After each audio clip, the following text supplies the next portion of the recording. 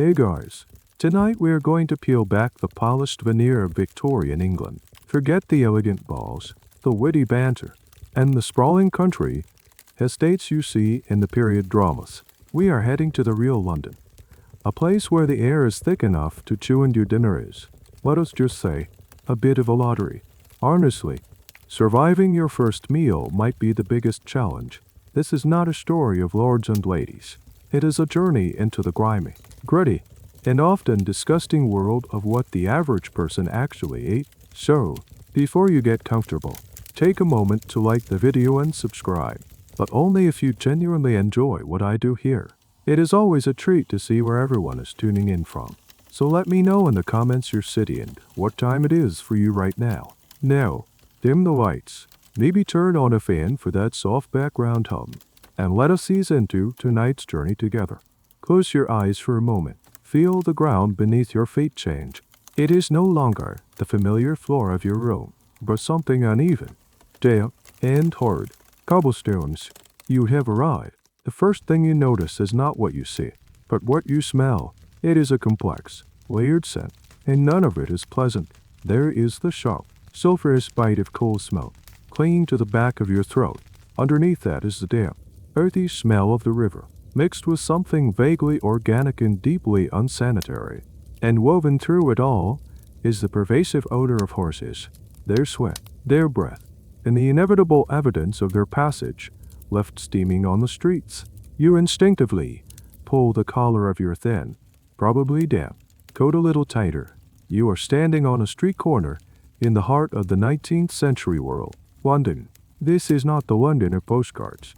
The buildings loom over you, their brick facades stained to permanent, gloomy black by decades of industrial soot. The sky, or what you can see of it, is a uniform shade of gray, a perpetual twilight even in the middle of the day.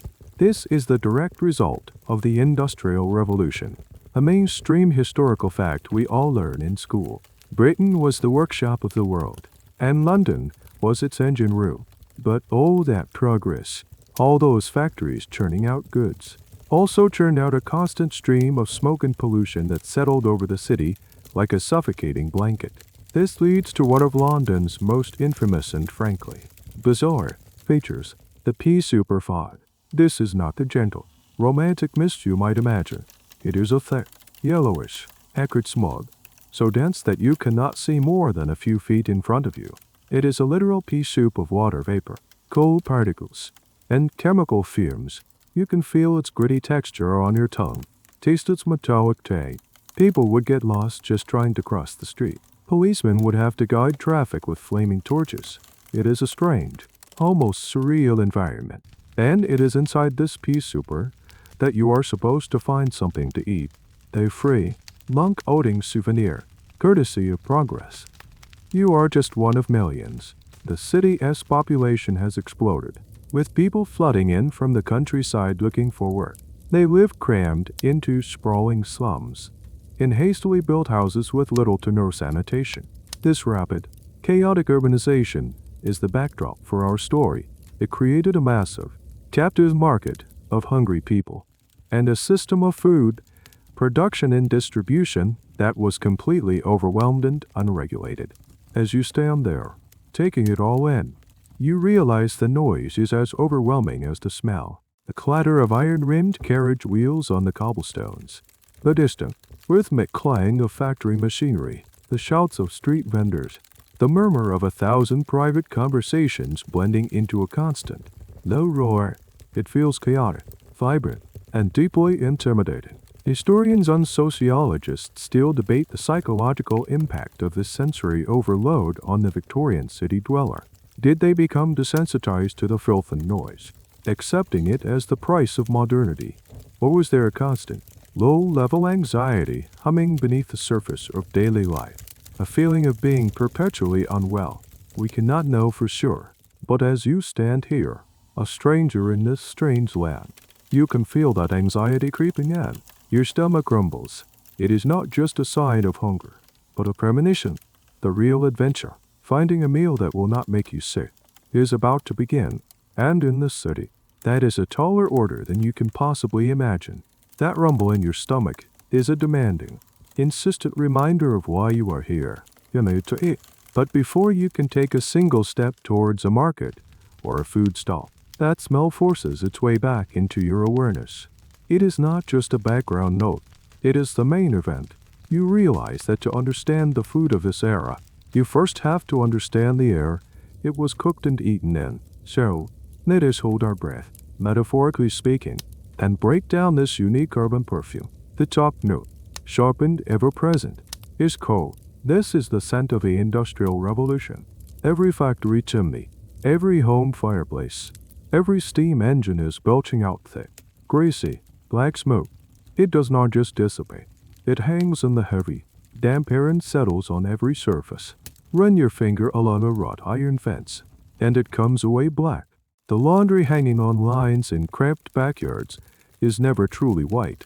It is a permanent shade of gray.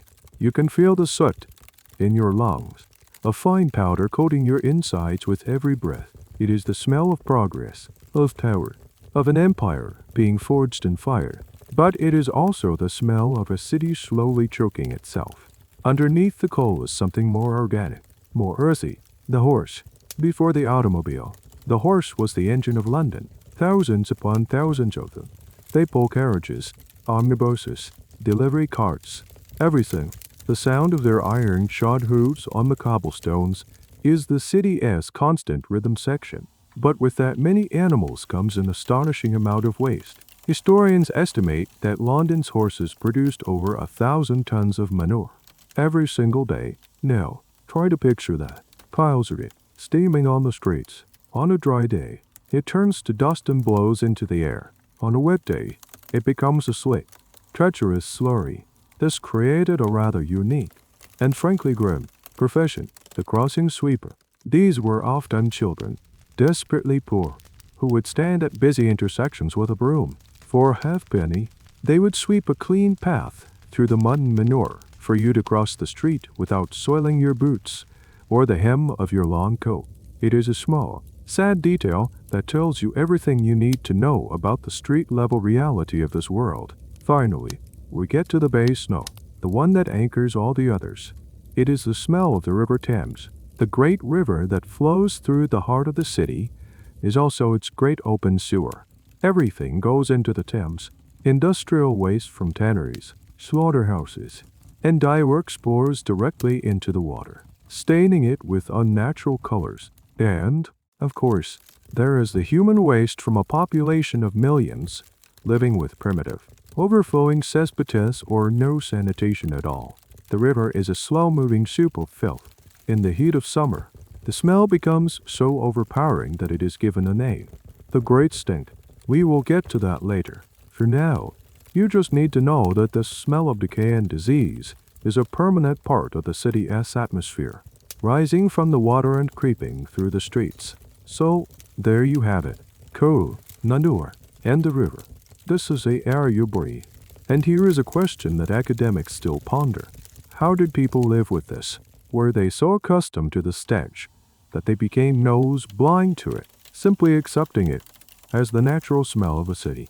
Or did it create a kind of collective, low-grade misery, a constant assault on the senses that people just had to endure? Contemporary accounts are split. Some visitors to London write in horror about the smell, while many Londoners' own diaries barely mention it. It is possible that for you, the new arrival, it is overwhelming. But for someone born and raised here, it is just there. Now, think about how this affects your relationship with food. Your sense of smell is intrinsically linked to your sense of taste. When the air around you is already saturated with such strong, unpleasant odors, how can you possibly detect the subtle signs of spoilage in a piece of fish or meat? How do you tell if milk is just starting to turn when everything smells vaguely sour anyway? This constant sensory bombardment dulls your palate. It makes you less discerning.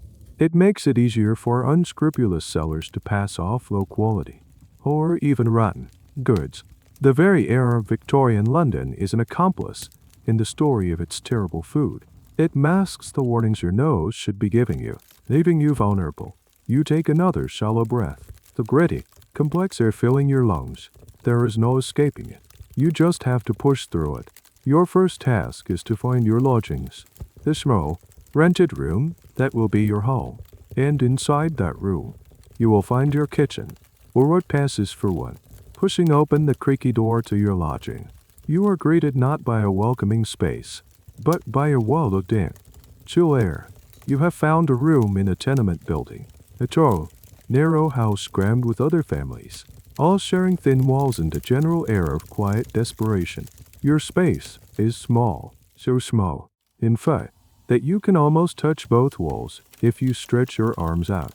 There is a narrow bed in one corner, a lumpy mattress stuffed with straw, or, if you are unlucky, rags. There is a single rickety chair and maybe a small wooden chest for your few belongings. And then there is your kitchen.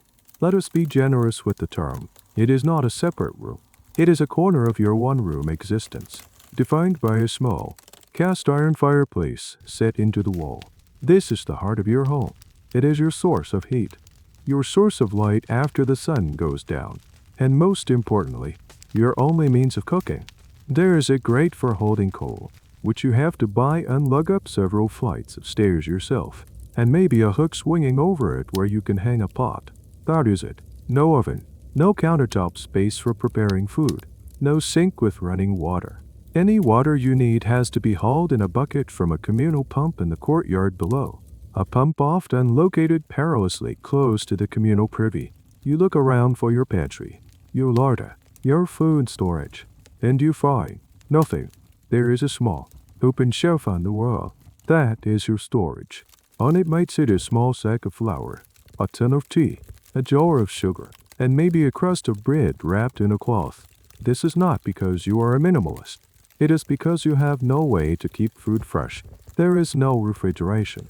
The concept of keeping your home artificially cool is a distant dream. In the summer, your tiny room becomes an oven, baking any perishable food you might have. In the winter, it is a damp icebox. So, you live day to day, or even meal to meal. You buy only what you can eat almost immediately. This lack of storage is a fundamental aspect of working-class Victorian life, and it dictates everything about your diet. You cannot buy in bulk to save money. You cannot store fresh vegetables or meat. Your diet is, by necessity, based on things that do not spoil quickly: bread, potatoes, tea, and heavily preserved or questionable meats. This is a key historical point. The diet of the poor was not just a matter of taste or choice. It was dictated by the logistical and technological constraints of their living conditions. Now, for a little detail that might surprise you. What about insects? With no screens on the windows and food often left out in the open, your tiny room is a paradise for flies, beetles, and other unwelcome guests. But the real scourge is the black beetle, what we would now call a cockroach. They are everywhere. Contemporary accounts describe them swarming out of the walls at night, a moving carpet of black on the floor. People would wake up with them, crawling on their faces. It is said they had a particularly foul smell when crushed. This led to a strange and rather grim folk belief. Some people thought that placing a live beetle in a sick person's mouth and having them swallow it could cure a whooping cough. Historians are still debating the origins and prevalence of such cures, trying to separate genuine folk medicine from sensationalized accounts. But it paints a vivid picture of a world where life was so intertwined with pests that they even made their way into folklore and medicine. Your empty shelf and single cooking pot are a stark reality. You have no tools to be a good cook, even if you could afford the ingredients. You have a pot. You have a fire. Your culinary world is therefore reduced to one primary method: boiling. You boil your potatoes. You boil your cabbage. You boil your small, tough piece of mutton. You boil water for tea. It is a simple, fuel-efficient way to cook, but it renders most food into a bland, textureless mush.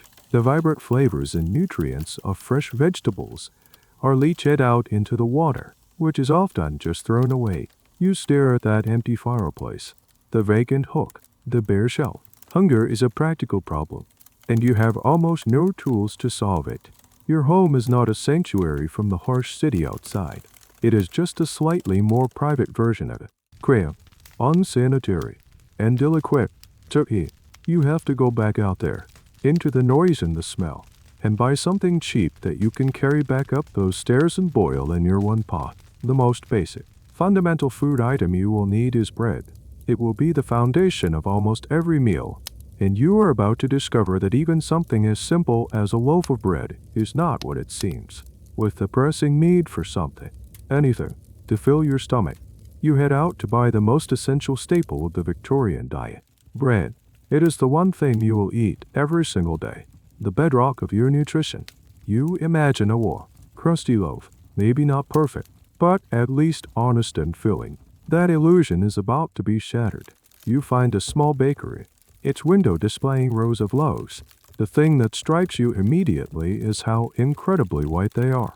It is a brilliant, almost unnatural white, a sign of purity and quality, or so you are meant to believe. You buy a loaf for a few pennies. It feels heavy, denser than you would expect. You take it back to your room, break off a piece, and take a bite. The texture is slightly gritty, almost chalky. It is not a comforting, wholesome taste. It is bland, with a faint, almost chemical aftertaste. You are disappointed, but you are hungry, so you eat it. What you do not know is that you have just ingested a cocktail of unsavory and, in some cases, dangerous additives. This is your introduction to the widespread, systematic practice of food adulteration. The whiteness of your bread is the first lie. In an era obsessed with purity, both moral and material, white bread was seen as superior. It was the bread of the middle and upper classes, a status symbol. Brown bread, made with the whole grain, was considered coarse, the food of laborers and the poor. So, everyone wanted white bread, even if they could not afford the finely milled, high-quality flour required to make it. Bakers, under pressure to deliver a cheap, white loaf, found a shortcut. The most common additive was alum. Alum is a chemical compound, an aluminum potassium sulfate, which has powerful bleaching properties.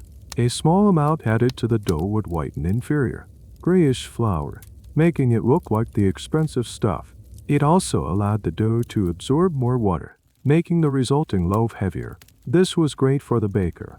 He could use less flour and sell a loaf that felt substantial, cheating his customers on both quality and weight. But for you, the consumer, it was a disaster. Alum is an astringent. It causes constipation and can lead to serious, chronic digestive issues. This practice was so common that it became a major point of public outrage and one of the first targets for food reformers. The mainstream historical narrative of the Victorian era often focuses on political reforms and industrial might. But this fight for a pure loaf of bread was a genuine grassroots battle for public health. But alum was just the beginning. Some bakers, seeking to cut costs even further, got more creative. They would mix in cheaper substances to bulk out the flour.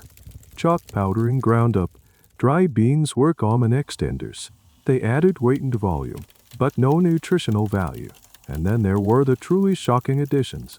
In some of the worst cases, investigators found plaster of Paris, the stuff used for setting broken bones, and even sawdust mixed into the dough. Imagine eating bread that is actively taking nutrients from your body rather than providing them. You are spending your hard-earned money on something that is not only cheating you but potentially harming you with every bite. Here is a bizarre little tidbit for you. One of the more gruesome, though likely less common, additives was bone dust. Old bones, sometimes indolent, according to some sensational reports. Even human bones from charnel houses would be ground into a fine powder and mixed with the flour. The argument for its inclusion was that it added calcium. Historians today are very skeptical about how widespread this particular practice was, viewing it as a kind of urban legend designed to shock. The debate continues whether these were isolated horror stories or a more common, dirty secret of the baking trade. Regardless, the fact that people believed it could happen tells you everything you need to know about their level of trust in the food supply. You sit in your room, chewing that dense, chalky bread. You have no way of knowing what is in it. There are no ingredient lists, no consumer protection agencies. Your only guides are price and appearance, and as you have just learned, both can be deceiving. The whitest, most appealing-looking loaf on the shelf might be the most dangerous. This single loaf of bread represents the core problem of the Victorian food system, a complete lack of transparency and a fundamental disconnect between the producer and the consumer. In a small village, you knew your baker. You knew where he got his flour. In the anonymous sprawl of London, that relationship is gone. The baker is a stranger, and his loaf is a mystery box of chemistry and deception. Your stomach feels heavy, a bit sour. It is a feeling you will have to get used to. This bread is just the first course in a long and unappetizing meal. Next, you will need something to wash it down with. Perhaps a nice, fresh glass of milk. Surely that, at least, is safe. With the chalky aftertaste of the bread still lingering in your mouth, you decide you need something to drink. Milk seems like a good choice. It is nutritious, wholesome, a symbol of pastoral innocence. You imagine a creamy, cool glass of freshness, so you wait for the sound of the milk seller in the street below. Soon enough, you hear the telltale cry, "Milk out." You grab your jug and a few pennies and head down to meet them. The milk seller, often a woman, carries the milk in a large metal churn, either on a yoke across her shoulders or on a small handcart. She ladles the milk directly from the churn into your jug. You notice the milk looks thin, a bit bluish. It does not have the rich, opaque whiteness you would expect. But milk is milk, right? You take your jug back upstairs, pour a little into your cup, and take a sip. It is watery, almost tasteless. There is none of the creamy sweetness you were hoping for. What you have just purchased is a product that has been systematically tampered with at every stage of its journey from the cow to your cup. The journey begins in the city itself. Bringing fresh milk in from the countryside was difficult and slow without refrigeration. So many cows were kept right in the heart of London in squalid, urban dairies. These were not idyllic green pastures. They were cramped, filthy stables, often located in basements or back alleys, with no access to fresh air or sunlight. The cows were typically fed on brewery mash and other industrial leftovers, a diet that produced a high volume of milk, but of a very poor, thin quality. These animals were often sick, living in their own filth, breathing the same polluted air as everyone else. This is the source of your fresh city milk, but the adulteration has only just begun. The thin, bluish milk from these stressed, unhealthy cows was not appealing to customers, so the dairy keepers and milk sellers developed a whole range of tricks to improve it. The most common practice, of course, was adding water. It was known in the trade as the black cow, a joke referring to the water pump. Some sellers would boast of their skill, able to add so much water that they could make a handsome profit while still having the milk look vaguely plausible. This was a straightforward deception, cheating you of the nutrition you were paying for, to disguise the watery consistency. Other ingredients were added, a dash of chalk powder or a bit of whiting, a form of crushed chalk, would restore the milk's white color, making it look richer and more opaque. Sometimes, to add a bit of thickness and a creamy texture, they would stir in calf's brain, mashed into a pulp. It sounds horrifying, but it was a cheap and effective way to mimic the mouthfeel of real, full-fat milk. The idea of drinking a concoction of thin milk, water, chalk, and animal brains is deeply unappetizing. But for you, the unsuspecting consumer, it just looked like a slightly off-tasting glass of milk. And here is a little known, and rather disgusting, detail about the process. To give the milk a creamier yellow tint, some sellers would add a touch of annatto, a natural food coloring that is harmless enough, but to ensure all these additives were well mixed and to create a frothy top that suggested freshness, some milk sellers had a particularly unsanitary trick. They would simply take a mouthful of the milk, swish it around vigorously, and spit it back into the churn. The force of this action would create a convincing layer of foam. Academics still debate how common this truly vile practice was, with some suggesting it was an exaggerated tale told by reformers to shock the public. However, given the general lack of hygiene at the time, it is not entirely out of the realm of possibility. It certainly highlights the deep-seated public anxiety about what was happening to their food before it reached them. This systematic adulteration of milk was a major public health crisis. a fact well documented by reformers of the time. Milk was a crucial food for infants and young children, but the milk they were being fed was often devoid of nutrients and, worse, teeming with bacteria from the dirty water, unsterilized churns, and general filth of the entire process. Infant mortality rates in Victorian cities were appallingly high, and this tainted milk supply was a major contributing factor. It is a sobering thought. A mother, trying to do the best for her child by buying them milk, could be unknowingly giving them a drink that was both nutritionally useless and potentially deadly. You look at the thin, bluish-white liquid in your cup. It is a perfect metaphor for the broken trust in the food chain. The very substance that should represent purity and nature has been corrupted by urban squalor and human greed. You put the cup down. The bread was bad. The milk is worse. To get anything remotely fresh, it seems you will have to brave the source, the chaotic, overwhelming, and utterly unpredictable street market. Your meager breakfast of chalky bread and watery milk has done little to satisfy your hunger. It is clear that if you want something with more substance, you will have to venture out and buy some raw ingredients yourself. Your destination is the heart of the working-class food economy, the street market. As you approach, the low hum of the city intensifies into a cacophony of specific, localized sounds and smells. This is not a quaint farmer's market. This is a chaotic, full-contact sport. The market sprawls through a labyrinth of narrow streets and alleys.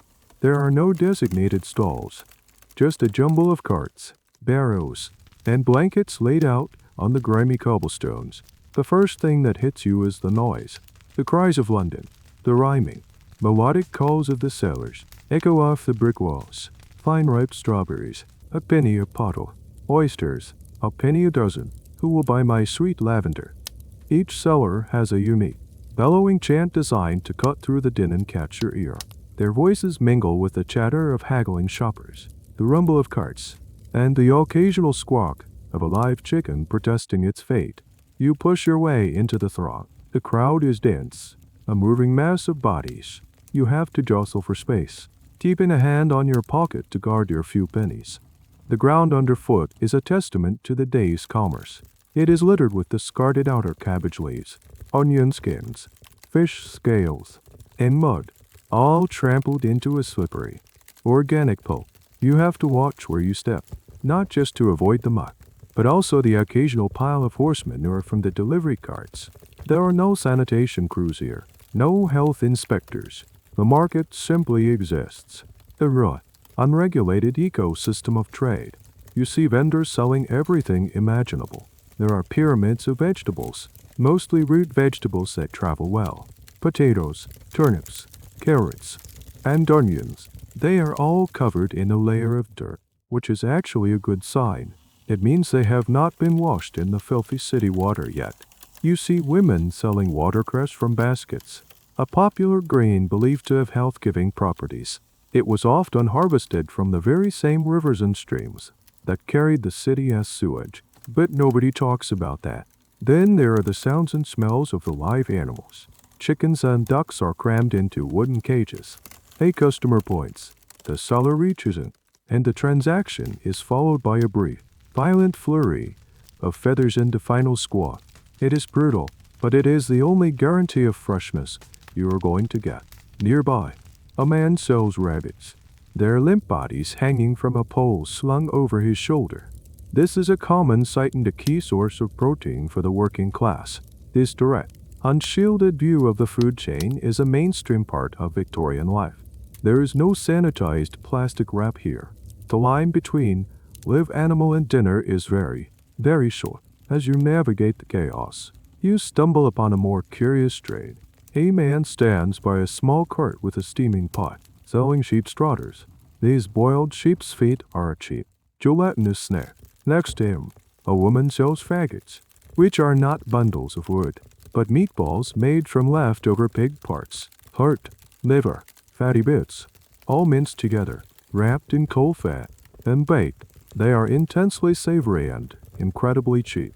This is nose to tail eating born, not of culinary fashion, but of stark necessity. Nothing is wasted. Here is a peculiar detail of market life you might not expect. The pure finders. These were some of the poorest people in the city, who made a living by collecting dog manure from the streets. Yes, you read that right. They would collect it in a bucket and sell it to local tanneries. The ammonia in the dung was used in the tanning process to break down the fleshy bits on animal hides and to make the leather more supple. It was a vile, desperate job, but it was a living. Historians are still piecing together the microeconomies of the Victorian poor, and the pure finders are a fascinating, a stomach-turning example of how value could be extracted from the most unlikely of urban waste products. It is a debate whether this was a recognized, if lowly, profession or simply the most desperate form of scavenging. You are overwhelmed. The sights, the sounds, the smells, the sheer crush of humanity. It is a complete sensory assault. You are trying to make smart choices, to figure out what is safe to eat. But it is impossible. Everything is a gamble. Your eyes are drawn to a butcher's display, a splash of red amidst the greens and browns of the market. Meat, real, substantial meat. It is more expensive, a rare treat, but maybe today you can afford a small piece. You push your way through the crowd, drawn by the promise of a proper meal. But as you get closer, you will see that even this most basic of food items is fraught with its own set of dangers and deceptions. You have finally made it to the butcher's stall, which is little more than a sturdy wooden table set up in the open air. There is a striped canvas awning overhead, stained with age and grime, offering little protection from the elements or the swarm of flies that buzz lazily around the display. The butcher, a large man with a ruddy face and a blood-stained apron, sharpens a knife on a steel with a rhythmic, hypnotic rasp. Before you, laid out on the wooden block, are various cuts of meat. It is a jarring sight. The first thing you have to contend with is the complete lack of refrigeration. This is the single most important fact to understand about Victorian meat. There is no cold chain.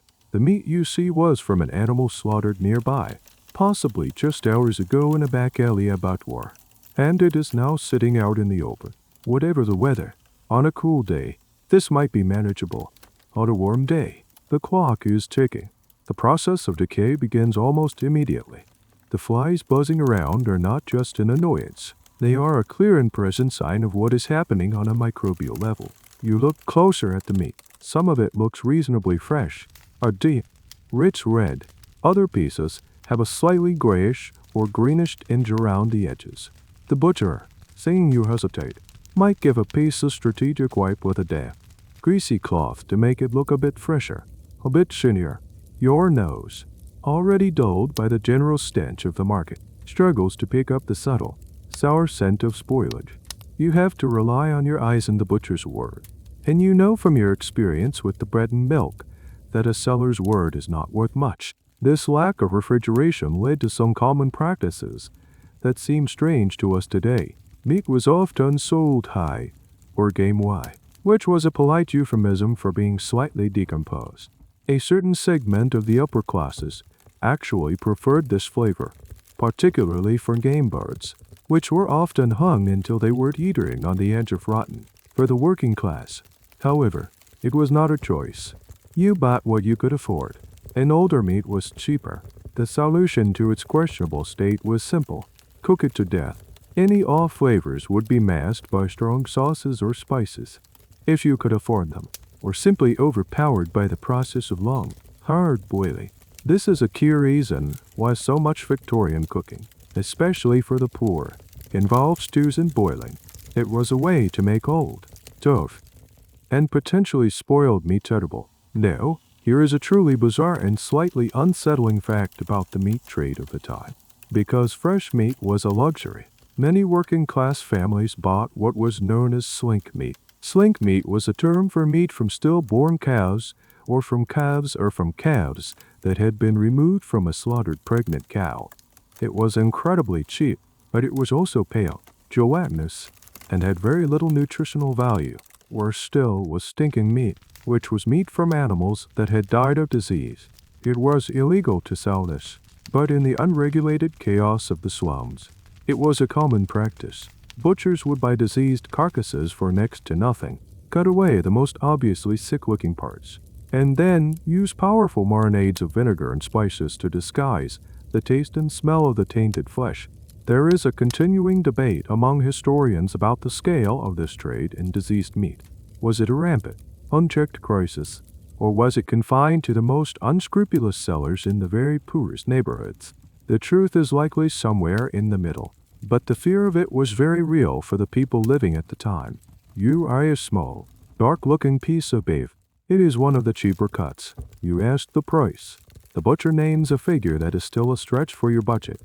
You haggle for a moment, a customary part of the transaction. He finally agrees to knock a halfpenny off the price. He wraps the meat not in clean paper, but in a page torn from an old newspaper, the ink smudging onto the damp surface of the flesh. You hand over your coins and take the small, greasy parcel.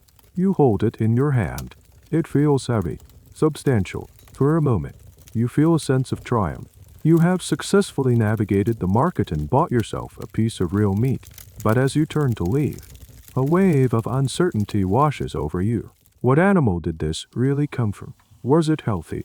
How long has it been sitting out in this fly-infested air? The newspaper wrapping feels flimsy, an inadequate barrier between your dinner and the filth of the city. You have your prize, but the gamble is far from over. The real test will come when you get it home to your single cooking pot and discover what secrets it holds. And as you walk away, you catch sight of another, even more mysterious meat product being sold from a cart. The famous, or infamous, London pie. As you clutch your newspaper-wrapped parcel of questionable beef, a new smell cuts through the market ear. It is savory, greasy, and tantalizingly warm. You follow the scent to a man standing beside a small, portable banana cart. This is the Beamer, a classic figure of the London streets. He is selling hot meat pies, the ultimate Victorian convenience food. They are cheap, portable, and, most importantly, hot, a welcome comfort in the damp London chill.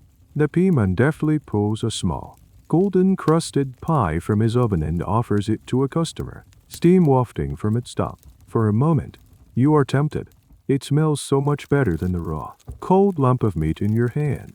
You watch as a man buys one, blows on it to cool it down, and takes a huge bite right there on the street.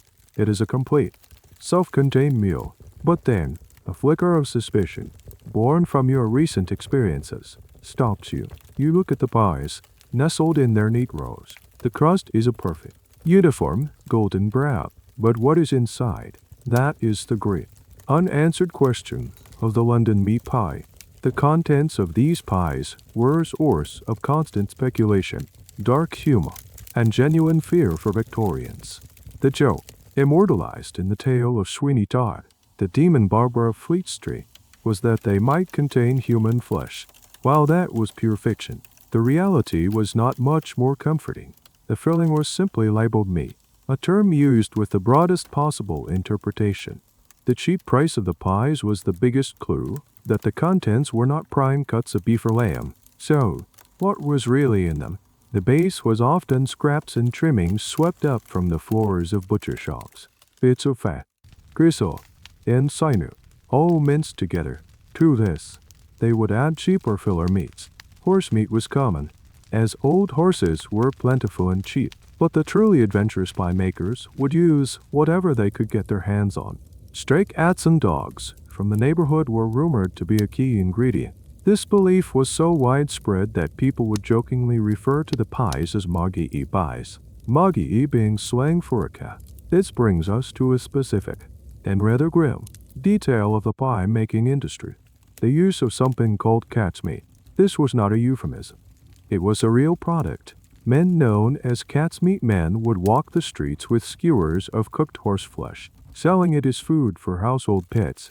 However, it was an open secret that this cheap meat often found its way into the human food chain, particularly into the anonymous, minced filling of a meat pie.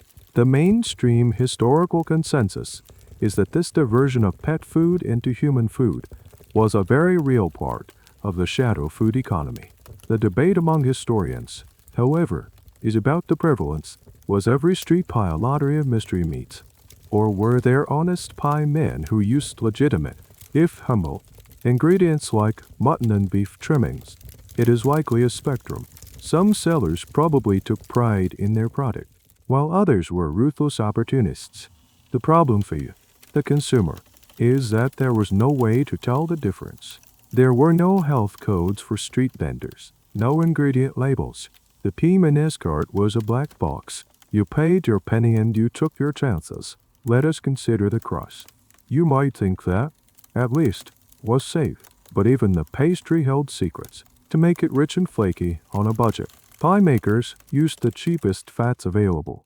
This often meant rendered fat that was old, rancid, and of dubious origin. Some reports from the time claim that fats were even skimmed from the surface of the notoriously polluted River Thames, where waste from slaughterhouses and kitchens would congeal.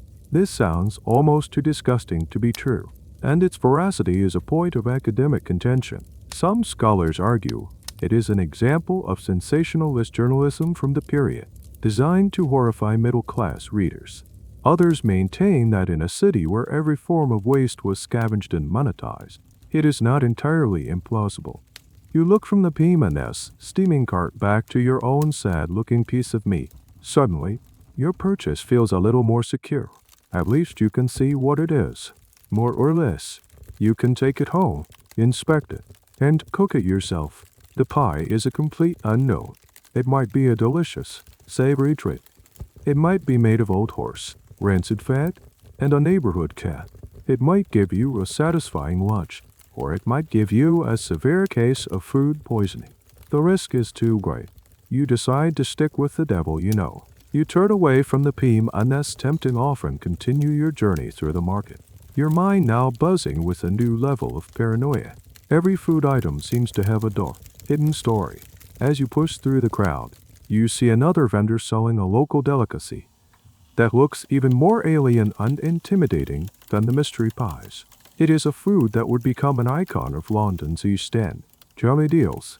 Leaving the P&S questionable wares behind, you find yourself drawn to a stall with a distinctly aquatic aroma. The vendor, a woman with sleeves rolled up to her elbows, stands over a large, shallow tray filled with what looks like a strange, wobbly mosaic. Chunks of grayish meat are suspended in a cloudy, shimmering jelly, like specimens in a strange laboratory experiment. This is your first encounter with one of London's most iconic and, to an outsider, most bewildering street foods. Jelly deals. The woman deftly scoops a portion into a small bowl, the jelly quivering precariously. She asks the customer if he wants a dash of chili vinegar, which he readily accepts. He then, to your astonishment, slurps the cold, wobbly concoction down with gusto. Right there on the spot, you stare at the tray. It is a profoundly unappetizing sight. The eel meat is pale and bony, and the jelly has a murky, off-white color. It looks slippery, cold, and entirely alien. But to understand jelly deals, you have to understand the Thames. Before it became the city's great sewer, the Thames was teeming with life, and one of its most abundant inhabitants was the European eel. They were incredibly plentiful, easy to catch, and, most importantly, cheap. For the poor of London's East End, the eel was a vital and readily available source of protein. This is a classic historical example of a population adapting its diet to the local environment. Eels were to Londoners what cod was to New Englanders, a foundational food. The preparation was born of necessity and simplicity. The eels were chopped into bite-sized pieces, or rounds, and boiled in a large pot of water. As they cooked, they released natural gelatin from their skin and bones. The pot was also typically flavored with a bit of nutmeg and maybe some lemon juice, if you were lucky. Once cooked, the eel pieces and the liquid were poured into bowls or trays and left to cool. As it cooled, the gelatin-rich broth would set into a firm jelly, preserving the eel within. It was a simple, effective method of cooking and preserving that required no special equipment. The result was a dish that could be eaten cold, making it a perfect convenience food. No need to go home and light a fire. You could buy a bowl from a street vendor and eat it on your lunch break. The texture is the most challenging part for the uninitiated. It is a combination of the soft, slightly chewy eel meat and the cold, slippery smoothness of the jelly. It is a textural experience that is To put it mildly, an acquired taste. Now for a slightly less savory detail. While eels were once abundant in the Thames, by the height of the Victorian era, the river was becoming dangerously polluted.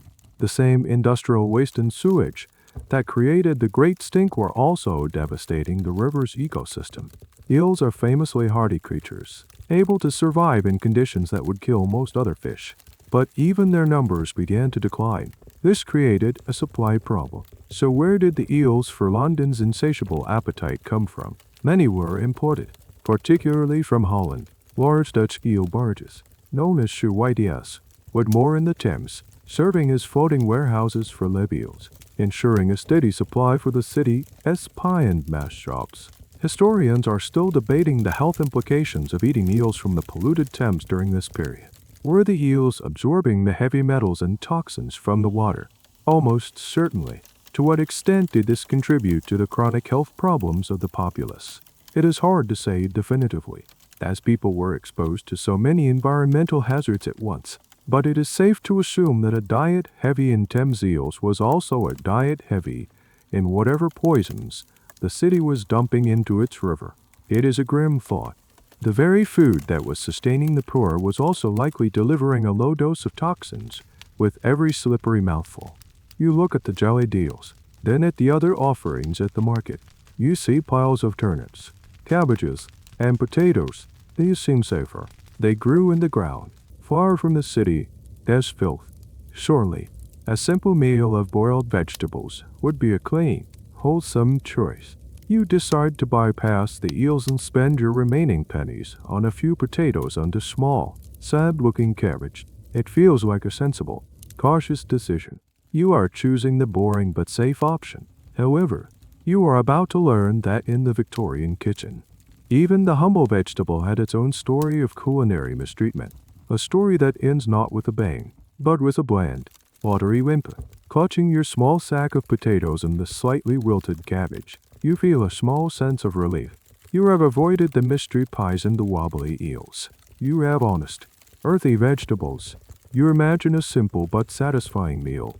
You get back to your room, start a small fire in the grate, and fill your single pot with water fetched from the communal pump. You wash the dirt from the potatoes, chop them into chunks, and shred the cabbage. Then you put them all into the pot of water and set it on the hook over the fire to boil, and boil, and boil, and boil. You do not have a clock, but you let it cook for a long, long time. Your reasoning is simple and shared by almost every other working-class cook of your era. Boiling makes things safe. It kills whatever germs might be lurking on the food or in the questionable water. It also makes tough, fibrous vegetables soft and easy to eat, which is important when dental health is poor and many people have missing teeth. So, the prevailing wisdom is not to cook vegetables until they are al dente or tender crisp. The goal is to cook them until they have achieved a state of total and utter submission. This method of cooking is one of the great, and often overlooked, tragedies of British cuisine, with its roots firmly in this period. The mainstream historical view is that the Victorians, particularly the English, simply did not know how to cook vegetables properly. They saw them not as a source of flavor and delight, but as a somewhat bland necessity, a filler to be served alongside meat. The French might sauté their beans in butter and garlic, but the English boiled their cabbage until it turned a sad, grayish green and filled the entire tenement building with its distinctive, sulfurous smell. After what feels like an eternity, you decide they are done. You drain the water, and with it, most of the water-soluble vitamins like C and B, and spoon the results onto your plate. The potatoes have broken down, their edges fuzzy and waterlogged. The cabbage is limp, translucent heap, devoid of any texture or crunch. You take a bite. It is hot, soft, and profoundly, deeply bland. There is no salt, no butter, no pepper. Those are luxuries you cannot afford. Your meal is a uniform, mushy texture and a faint, watery taste of cabbage and potato. It is filling, yes. It will keep you from starving, but it is a joyless, monotonous experience. This brings us to a curious, and rather sad, little fact about the Victorian palate. Did people actually prefer their vegetables this way? Was this boiled-to-death texture a desirable quality? It is a question culinary historians still puzzle over. There's a theory that because so many people grew up eating vegetables prepared this way, they developed a taste for it. A crisp, flavorful vegetable might have seemed strange, undercooked, and even a bit dangerous for generations. Cooked meant so. This culinary preference, born of necessity and a lack of knowledge, became ingrained in the culture. The famous British affection for mushy peas is a direct descendant of this culinary tradition. It was not until the mid-20th century, with the rise of international travel and immigration, that British cooking began to rediscover the vibrancy of a lightly cooked vegetable. So use it there. Eating your pappy potatoes and stringy cabbage. It is sustenance, nothing more. And it highlights a fundamental truth about your diet. It is profoundly lacking in vital nutrients. The overboiling has destroyed much of the vitamin content. Your diet of adulterated bread, watery milk, and the occasional piece of questionable meat is heavy on starch and low on everything else. This leads to a host of chronic, low-level health problems. You might feel constantly tired. Your joints might ache. Your gums might be tender. You would not think to connect these symptoms to your diet. You would just assume it is a normal part of life in the city. The irony is that fresh, nutritious food was all around. The markets were full of it, but a combination of factors, poverty, a lack of storage, inadequate cooking facilities, and a cultural tradition of overcooking, conspired to strip all the goodness out of it before it ever reached your lips. You finish your meal, the bland taste still coating your tongue. You are no longer hungry, but you are not nourished. You feel a familiar thirst. You look at the jug of water you fetched from the pump, the same water you used to boil your vegetables. A simple drink of water. That, at least, must be straightforward. But you are about to discover that in Victorian London, even a cup of water could be a life-or-death decision. Your bland, boiled meal has left you incredibly thirsty. You look at the bucket of water sitting in the corner of your room. You hauled it up the stairs yourself from the communal pump in the courtyard just an hour ago. It looks clear enough, maybe a few tiny specks floating in it, but that is normal. The thought of drinking it cold and fresh is tempting, but indeed, instinctual caution, one shared by every savvy Londoner, stops you, without knowing exactly why. That drinking this water straight is a foolish gamble, so instead, you do what everyone else does. You put the kettle on the fire to boil it again. The universal belief is that boiled water is safe water. This is why tea is not just a beverage in Victorian England. It is a public health necessity. It is a way to force people to boil their water before drinking it, inadvertently killing the pathogens within. This reliance on boiled water for tea is a major historical reason for its incredible popularity among all social classes. It was a safe way to hydrate. But why is the water so dangerous in the first place? To understand that, you need to look at its source. For many Londoners, that source is the mighty River Thames, the same river you smelled earlier, the one that serves as the city's toilet industrial drain. The various private water companies that supply London draw their water directly from the Thames, often from points within the city itself. Their intake pipes are sometimes located just yards downstream from raw sewage outlets. There is some filtration, usually through gravel and sand, but it is nowhere near enough to remove the invisible contaminants. So, the water being pumped into your neighborhood standpipe is, in essence, a diluted soup of human waste, animal manure, and chemical effluents. You go to the window and look down into the courtyard at the pump. It is the social heart of the building. Women gather there to fill their buckets, exchanging gossip, but its location is terrifyingly unhygienic.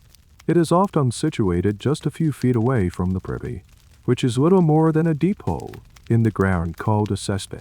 These cesspits are rarely emptied, and they frequently leak, their contents seeping into the surrounding soil. The groundwater that feeds the well for your pump is therefore constantly being contaminated. You are, in effect, drinking your own neighborhood sewage.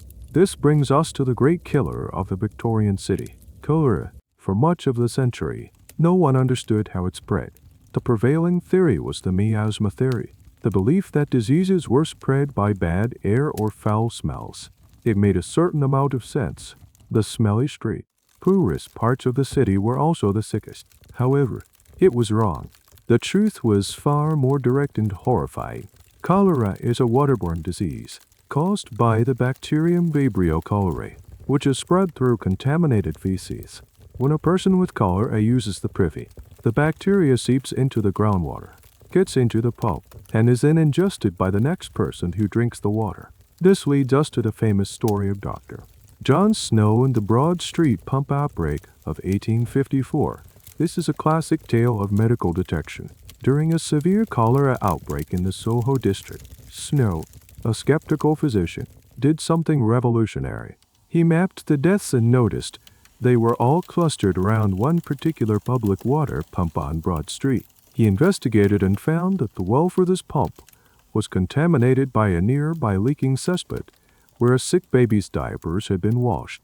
He persuaded the local authorities to remove the handle from the pump, and the outbreak immediately began to subside.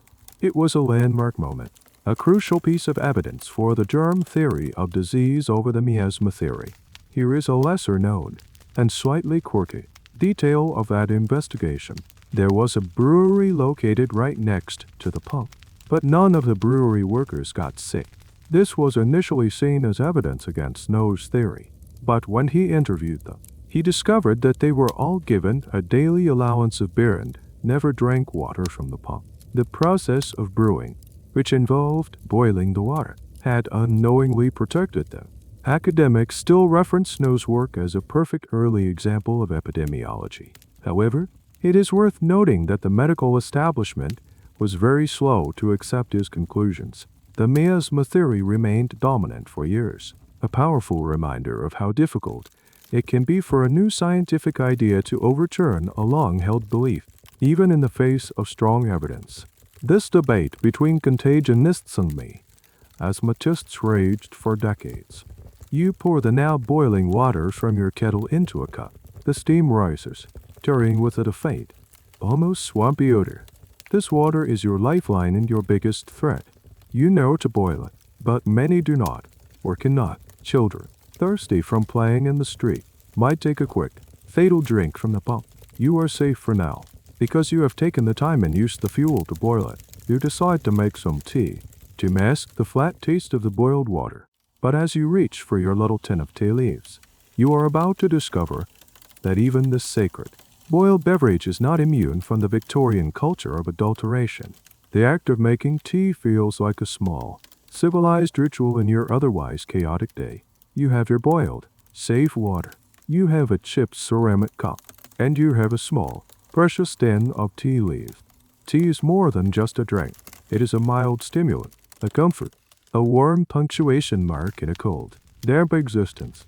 It is what powers a nation's workforce. You carefully spoon a few dark, dried leaves into your cup and pour the hot water over them. As the tea begins to steep, a familiar, earthy aroma fills your small room. But as you watch the color deepen, you are unaware that you are brewing a chemical and botanical fraud. The tea you are drinking is almost certainly not pure Camellia sinensis. The demand for tea in Victorian Britain was astronomical, but it was an expensive, imported commodity. This vast gap between supply and demand created a thriving industry for counterfeit tea.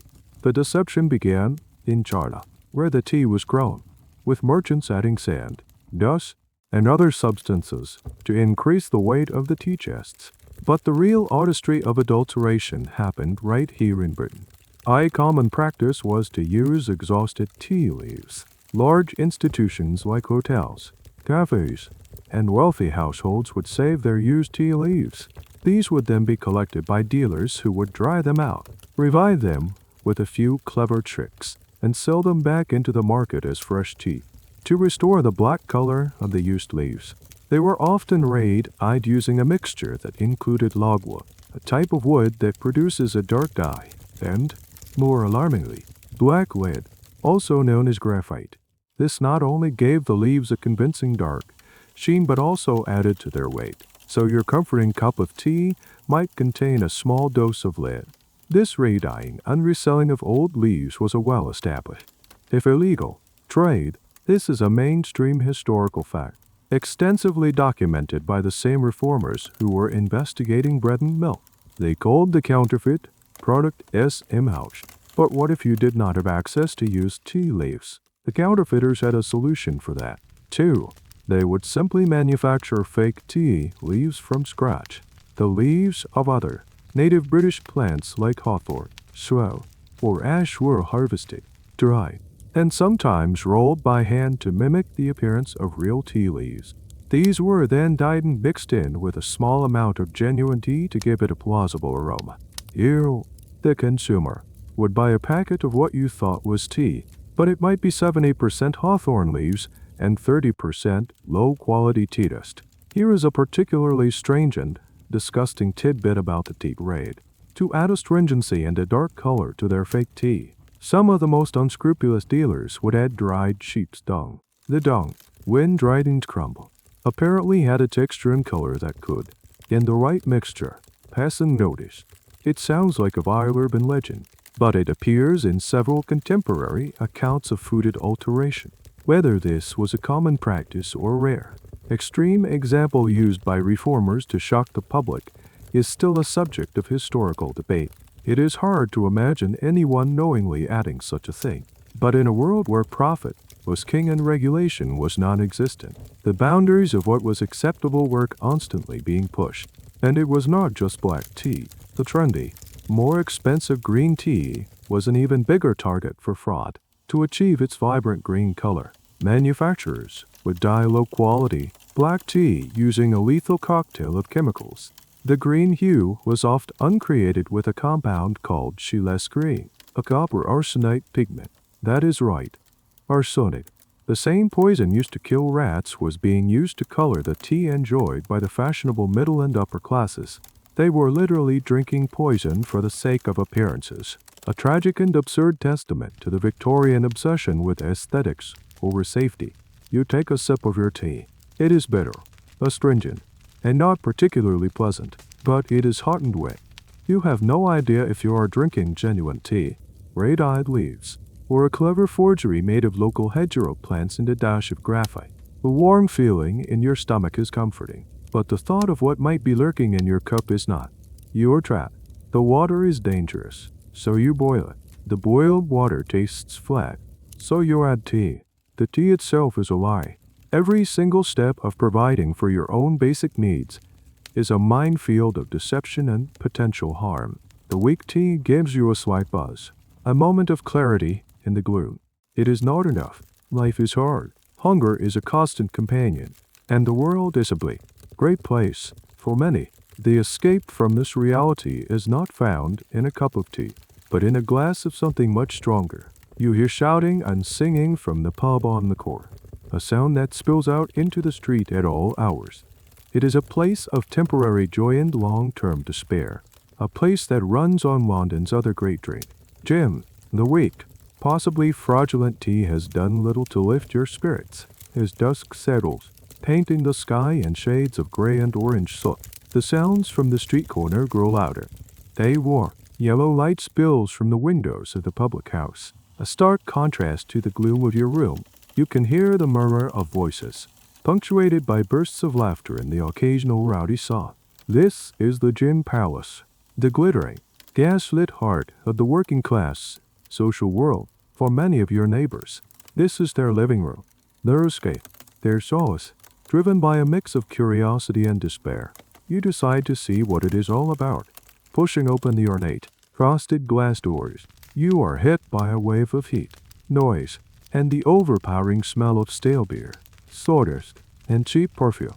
The interior is surprisingly grand.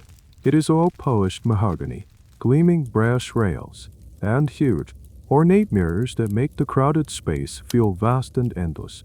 This opulent decor was a deliberate marketing strategy. The gin palaces were designed to feel luxurious, to offer a taste of high society to people whose daily lives were anything but. You make your way to the bar. Ranks of glasses sparkle under the gas lights. The air is thick with smoke and conversation. Men and women from all walks of working class life are here. Laborers straight from the docks, factory girls, seamstresses, soldiers. They are all seeking the same thing, a moment of oblivion in a glass. And the drink of choice, the fuel for this entire scene, is gin. But this is not the craft, botanical-infused gin we know today. This is Mother's Ruin, a cheap, industrial spirit, often crudely distilled and powerfully intoxicating. The mainstream history of this period often references William Hogarth's famous 18th century engravings, Beer Street and Gin Lane, which depicted beer as the drink of happy, healthy workers and gin as the source of ruin, decay, and social collapse. By the Victorian era, that image was still deeply ingrained. Gin was seen as the scourge of the poor, a moral failing that led to poverty and crime. The reality, as always, is more complex. For many, gin was not the cause of their misery, but a symptom of it, a cheap, effective anesthetic against the pain of hunger, exhaustion, and hopelessness. You order a glass. It costs a mere penny. The bartender pours a cloudy liquid from a large cask into a small glass. You take a sip. It is harsh, fiery, and tastes vaguely of turpentine. That is because, just like every other food and drink item, the gin is often adulterated. To increase their profits, publicans would stretch their gin with water and then add other substances to mimic the kick of real alcohol. Turpentine was a common addition, as its sharp, resinous flavor was similar to that of the juniper berries used to make gin. Some would even add sulfuric acid to give it a fiery burn as it went down. You are drinking a cheap industrial solvent with chemical flavorings. Here is a particularly strange detail about the gin trade. The bouncy. To test the strength and quality of their illicitly doctored gin, some publicans would employ a person known as a bouncer. This was not a security guard. This person's job was to take a sample of the gin, hold it in their mouth, and then spit it onto a fire. The way it flared up was supposed to indicate its proof. It was a crude and incredibly dangerous form of quality control. The debate among historians is whether this was a standardized practice or just another piece of tavern folklore. Regardless, it speaks to a world where chemistry was a matter of instinct and daring rather than precise measurement. You feel the harsh liquid burn its way down your throat, followed by a spreading warmth in your stomach. The sharp edges of the day begin to soften. The noise of the pub seems less jarring, more like a warm blanket of human sound. The misery of your cold room, your bland food, your hopeless situation begins to recede. You can understand the appeal. For the price of a penny, you can buy a few minutes of forgetting. You look around and see the darker side. You see mothers giving a taste to their crying babies to quiet them, a practice that led to the nickname Mother's Ruin. You see men spending their entire week's wages, leaving their families with nothing. You see arguments flaring up, fueled by cheap alcohol and long-simmering frustrations. The Gin Palace is both a haven and a trap.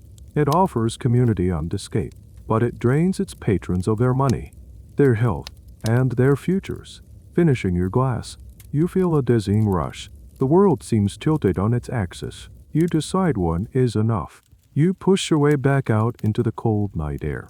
The brief warmth of the gin is already fading, leaving behind a sour taste and a sense of unease. As you walk back to your tenement, you pass a different kind of shop, its window filled with brightly colored temptations aimed at a younger audience.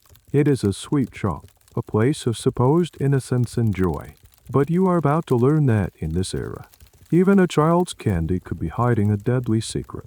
The harsh gin has left a foul taste in your mouth, and as you stumble away from the pub, your eye is caught by a splash of vibrant color in the darkness. It is a confectioner's shop window, a dazzling display designed to lure in children and adults with a sweet tooth. Jars of boiled sweets are piled high, shimmering like jewels under the gaslight. There are sugary sticks, colorful lozenges, and all manner of tempting treats. It is a vision of pure, simple joy, but like everything else you have encountered, this joyful facade hides a toxic reality. Drawn by the spectacle, you peer closer. You see sweets in every color of the rainbow, bright reds, sunny yellows, and, most striking of all, a brilliant, almost luminous green. This particular shade of green is everywhere. in candies, in frosted cakes, even in the colored sugar used for decorations. It is beautiful, eye-catching, and one of the most dangerous things in the entire shop. That vivid green color comes from a pigment known as Chiles green or emerald green. As you learn it with the tea, it is a copper arsenate compound. It is arsenic. You are looking at poison, beautifully packaged as a children's treat. The confectioners used it because it was cheap, stable, and produced a much more vibrant and consistent green than any vegetable-based dye. They themselves may not have even known how deadly it was. They just knew it made their products look more appealing. This use of arsenic in sweets is a well-documented and horrifying historical fact. Children were literally eating poison, and, in some documented cases, dying from it. In 1858, in the town of Bradford, a confectioner accidentally used pure arsenic instead of the plaster of Paris he normally used to bulk out his peppermint lozenges. Over 200 people were poisoned, and more than 20 died. This one event, the Bradford sweets poisoning, became a national scandal and the major catalyst for food safety legislation. But the green sweets are not the only danger. Let us look at the other colors, the brilliant reds that make the boiled sweets so appealing. That color often came from reed-leaf, a lead oxide. It is a potent neurotoxin. The bright yellows, that could be lead chromat. The blues, sometimes ultramarine, but sometimes Prussian blue, which contains cyanide. The confectioners were, in essence, using an artist's palette of heavy metal and mineral pigments to color their food, with little to no understanding of their toxic properties. And what about the sugar itself? Surely that is safe. Not necessarily. Sugar was still relatively expensive, so to make their products cheaper, confectioners would extend the sugar with other, cheaper white powders. The most common extender was plaster of Paris.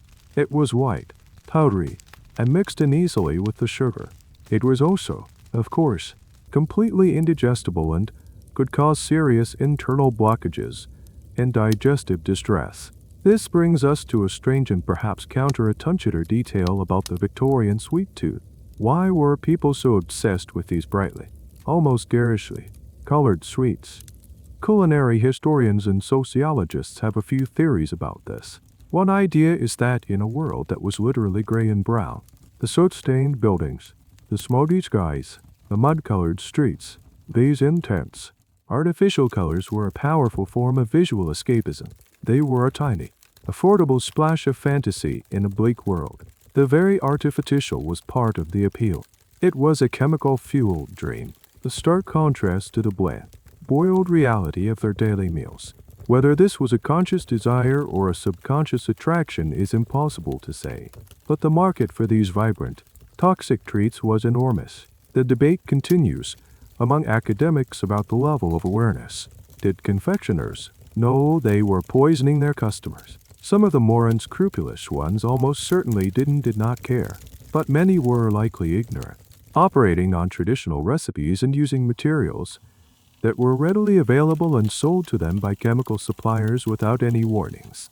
They were participants in a deadly supply chain, but not always its malicious architects. You step back from the window. The beautiful sweets now look sinister. The brilliant green is no longer the color of limes or mint, but the color of poison. The bright red is not the color of strawberries, but of lead. The shop, which a moment ago seemed like a beacon of happiness, now feels like a trap. Every single thing you have tried to eat or drink today has been a lie. The bread was full of chalk. The milk was whitened with brains. The meat was of unknown origin. The tea was fake. The gin was full of turpentine. And now the candy is riddled with heavy metals. It is an exhausting, demoralizing realization. The simple act of feeding yourself is a constant battle against a system that seems designed to cheat, sicken, and deceive you at every turn. You are defeated. You turn away from the sweet shop and head back towards your lodging, your stomach empty and your mind reeling. As you walk, you pass a grocer's shop, and your eye catches a round of cheese on the counter, glowing with a deceptively healthy, reddish orange hue. Surely, a simple piece of cheese is safe, but you already know the answer. Your retreat from the poisonous allure of the sweet shop leads you past the small grocers, its door propped open to the street. The smells from within are a complex mix of dried goods, soap, and cured meats. On the counter, pride of place is given to a large wheel of cheese. It has a beautiful, uniform, reddish-orange color, suggesting a well-aged, flavorful cheddar or a rich, creamy Gloucester. In a world of gray food, its warm, inviting color stands out. It looks wholesome, traditional, and, above all, real. You pause, momentarily tempted. Cheese is a good, solid food. It is packed with protein and fat. It keeps relatively well, and a small piece can make a meal of dry bread feel like a feast. But by now, your cynicism is well honed. You know that in Victorian London, a vibrant color is not a promise of quality, but a warning sign, and you are right to be suspicious. That lovely, appetizing color is, more often than not, a complete fabrication, painted on with a brush dipped in poison. The cheese you are looking at is likely a cheap, young, and bland variety, which would naturally be a pale, uninteresting white or pale yellow, to make it look like a more expensive, aged cheese. The cheesemaker or grocer has improved its appearance. The most common agent for this deception was annatto, a plant-based dye, which is harmless and is still used today to color cheeses like red Leicester. If you were lucky, that is all that was used. But annatto cost money. Unscrupulous producers had cheaper, more dangerous alternatives. One of the most common adulterants used to color cheese was red lead. The same toxic lead oxide that was used in the red sweets was also used to give cheese a rich, reddish hue. The lead powder would be mixed with a fat and then rubbed all over the outside of the cheese wheel, seeping slightly into the rind. Every time the grocer cut a slice for a customer, they would be delivering a small dose of a potent neurotoxin. This practice is a well-documented historical fact, a shocking example of how a desire for a particular aesthetic could lead to the widespread poisoning of a staple food. But the creativity of the Victorian food adulterator knew no bounds. If red lead was not available, other, even more grotesque, substances were used to achieve a rich, orange yellow color. Some dealers would use carrots or saffron, but those were expensive. A cheaper alternative was to use animal brains. The brains, usually from sheep or cows, would be mashed into a pulp and used as a coloring agent. It gave the cheese a yellowish tint and a slightly greasy texture, mimicking the appearance of a high-fat, high-quality product. And then there was the use of another industrial chemical, potassium chromate. This bright yellow, highly toxic chemical, also used in dyes and pigments, was sometimes added directly into the milk during the cheese-making process to give the entire wheel a deep, uniform yellow color. The result was a cheese that was poisonous through and through. This leads to a quirky and slightly stomach-churning question that historians of food sometimes ponder. The role of mites. Good. Well, aged cheese often has cheese mites living on the rind. For some connoisseurs, these mites and their dusty excretions, known as mite dust, were a sign of a properly aged, flavorful cheese. However, in the Victorian market, unscrupulous sellers found a way to fake this. 2. They would purchase mite dust from other sources and sprinkle it onto their young, inferior cheeses to give them the appearance, and perhaps the faint aroma, of age. There is a debate about whether customers were knowingly buying these redusted cheeses or if it was another layer of deception. It blurs the line between a desirable sign of aging and a deliberately applied contaminant. You look at the glowing orange wheel of cheese on the counter. Is it colored with harmless annatto? Or is it painted with lead? Is that rich yellow color from nature? Or is it infused with a toxic chemical? Is that dusty rind a sign of authentic aging? Or has it been sprinkled with counterfeit mite dust? There is absolutely no way for you to know. The grocer himself might not even know. He bought it from a dealer, who bought it from a farm. And the deception could have happened at any point along that chain. This relentless, multi-layered deception in the food supply had a profound psychological effect on people. It created a culture of deep-seated distrust. You could not trust your baker, your milkman, your butcher, or your grocer.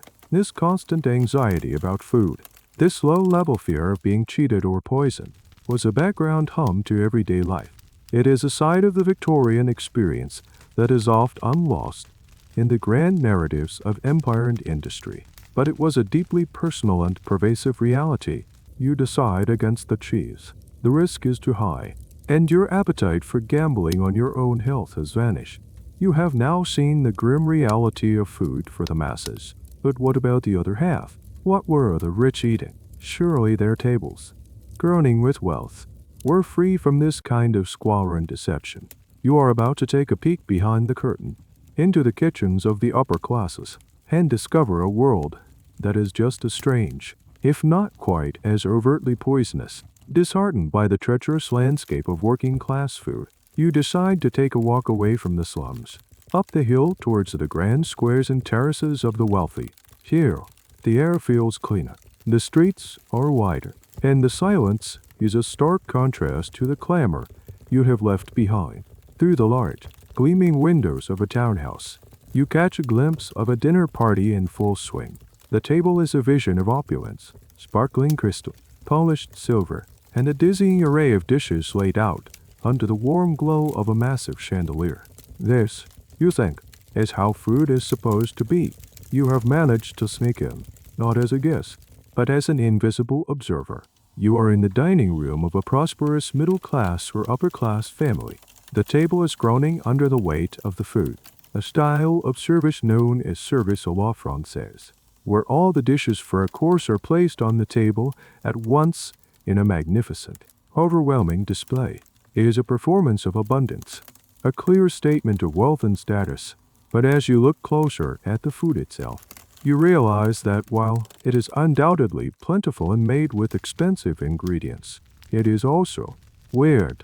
The Victorian upper-class palate had a fascination with foods that were highly artificial, heavily disguised, and presented in strange, unnatural forms. The goal was not necessarily to make food taste like itself, but to transform it into a work of art, a conversation piece. Dominating the center of the table is a massive, shimmering creation. It is a savory jelly, or as pig, but this is not a simple bowl of wobbly stuff like the eels you saw earlier.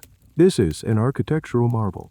A whole-cooked salmon, elaborately decorated, is suspended perfectly in the middle of a clear, glistening dome of jellied fish stock. Around it are intricate patterns made from slices of hard-boiled egg, olives, and brightly colored vegetables, all trapped in the aspic-like prehistoric insects in amber. It is technically impressive, but also profoundly unappetizing to a modern eye. It looks cold, rigid, and more like a museum piece than a meal. This obsession with jellied foods is a key feature of Victorian haute cuisine. They jellied everything: chicken, beef tongue, vegetables, eggs. It was a way of showing off. Making a perfectly clear aspic required a skilled cook. Expensive ingredients like gelatin or clarified meat stock, and, most importantly, a cool place to let it set, a luxury the poor, with their single-room dwellings, could never afford. Next to the jellied salmon, you see another strange dish, the turban of fowl. This is made from fillets of chicken or other birds, molded together into the shape of a turban, often with a savory forcemeat filling. The whole thing is then poached or steamed, sliced, and served with a thick, creamy sauce. The original ingredient, the chicken, is almost unrecognizable. It has been completely reshaped en tray form. This was a hallmark of high status food. The more labor-intensive and disguised the dish, the more impressive it was. Here is a peculiar detail from these grand dinners: the surprise dishes. These were a form of culinary practical joke. For instance, a dish might be brought to the table looking like a roasted bird, but when the host cuts into it, it is actually a sweet cake or an ice cream molded into the shape of a bird. Another popular surprise was a pie from which live birds or frogs would emerge when the crust was cut. This sounds like something from a fairy tale, but it was a real, if rare, feature of medieval and early modern banquets that saw a small revival in the novelty-obsessed Victorian era. Historians are still debating how common this practice truly was at 19th century tables. Was it a genuine, if eccentric, part of elite dining, or was it more of a legendary stunt, talked about more than it was actually performed? The sheer quantity of food is staggering. A typical dinner party would have multiple courses, each with a huge variety of dishes. You would have a soup course, often a choice of a clear or thick soup, a fish course, multiple main courses of meat and poultry, the removes and entrees, followed by roasted game, and then an assortment of puddings, jellies, cakes, and fresh fruits. It was a marathon of consumption.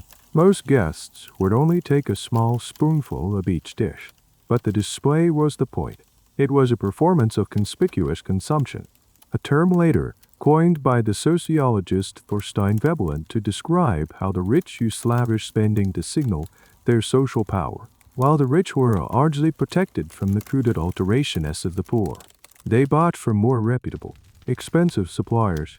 They were not entirely immune. The same arsenic-laced, green food coloring used in cheap sweets was also used by high-end pastry chefs to create vibrant green jellies and diced cakes. The wealthy were just as susceptible to the allure of a beautiful, toxic color. You watch as the guests, corseted and buttoned up, pick delicately at the mountain of strange, elaborate food. It is a world away from the desperate struggle for calories you have witnessed in the streets. But it is also a world of its own rigid rules, its own strange tastes, and its own hidden dangers. It is not necessarily better food. It is just a different kind of bad. As this feast continues upstairs, a very different meal is being eaten downstairs, in the servants' hall, and that is where you are headed next. Leaving the glittering, surreal world of the upstairs dining room, you make your way down a narrow, steep staircase into the basement of the great townhouse. The air immediately changes. The faint scent of perfume and beeswax is replaced by the smell of coal smoke, boiling laundry, and cooking. You have entered the servants' domain, the engine room that powers the elegant lifestyle above. Here, in a large, plain room with a long wooden table, the household staff is having their own dinner. You might expect that in a house so overflowing with food, the servants would eat well, and in some ways, they do. Their meals are certainly more regular and substantial than what you could afford. But what they eat is a pale shadow of the feast being served just a few feet above their heads. Their diet is a strict, hierarchical system based on leftovers, thrift, and the rigid social structure of the house. The main meal for the servants is often dinner in the middle of the day. At the head of the long table sits the butler or the housekeeper, the highest-ranking servants. The seating arrangement descends from there, down to the lowliest scullery maid at the far end. The quality and quantity of the food you receive depends entirely on your rank. The upper servants, like the butler and the cook, might get a fresh cut of meat, perhaps a slice from the same joint of roast beef, being prepared for the family upstairs. But the lower servants get the leftovers. This is the fundamental principle of the servants' table. They eat what the family does not. This means they get the less desirable cuts of meat, the fatty ends of the roast, the grist-lie bits, the neck of the mutton. Their meals are a constant reminder of their secondary status. The grand leftovers from last night's dinner party, like the remains of the jellied salmon or the turbot of fowl, are a particular point of contention. While the family might have tired of them, they are still considered high-status food. The upper servants might get a small portion, but they rarely make their way down to the kitchen porters and maids. This brings us to one of the most complained about aspects of servant life, the monotony. While the family upstairs enjoys a varied and ever-changing menu, the servants often eat the same thing, day in and day out. Cold mutton is a recurring theme in the diaries and letters of Victorian servants. A large joint of mutton would be roasted for the family on Sunday. On Monday, the servants would have it cold. On Tuesday, it would be minced and turned into a shepherd's pie. By Wednesday, the last scraps might be used to flavor a thin broth. It was a cycle of relentless, uninspired thrift. Here is a peculiar and slightly grim detail of the servant economy. The bark system. This was an unwritten rule in many households that allowed certain servants to supplement their income by selling the byproducts of the house. The most valuable of these byproducts was dripping. This was the fat that collected in the pan when a joint of meat was roasted. The cook would claim this as her perquisite. She would use some of it for cooking in the house, but the rest she would sell to dealers. This dripping was then sold on to the poor, who would use it as a cheap substitute for butter, spreading it on their bread. It was a way for a cook to earn a significant amount of extra money. However, it was also a source of conflict.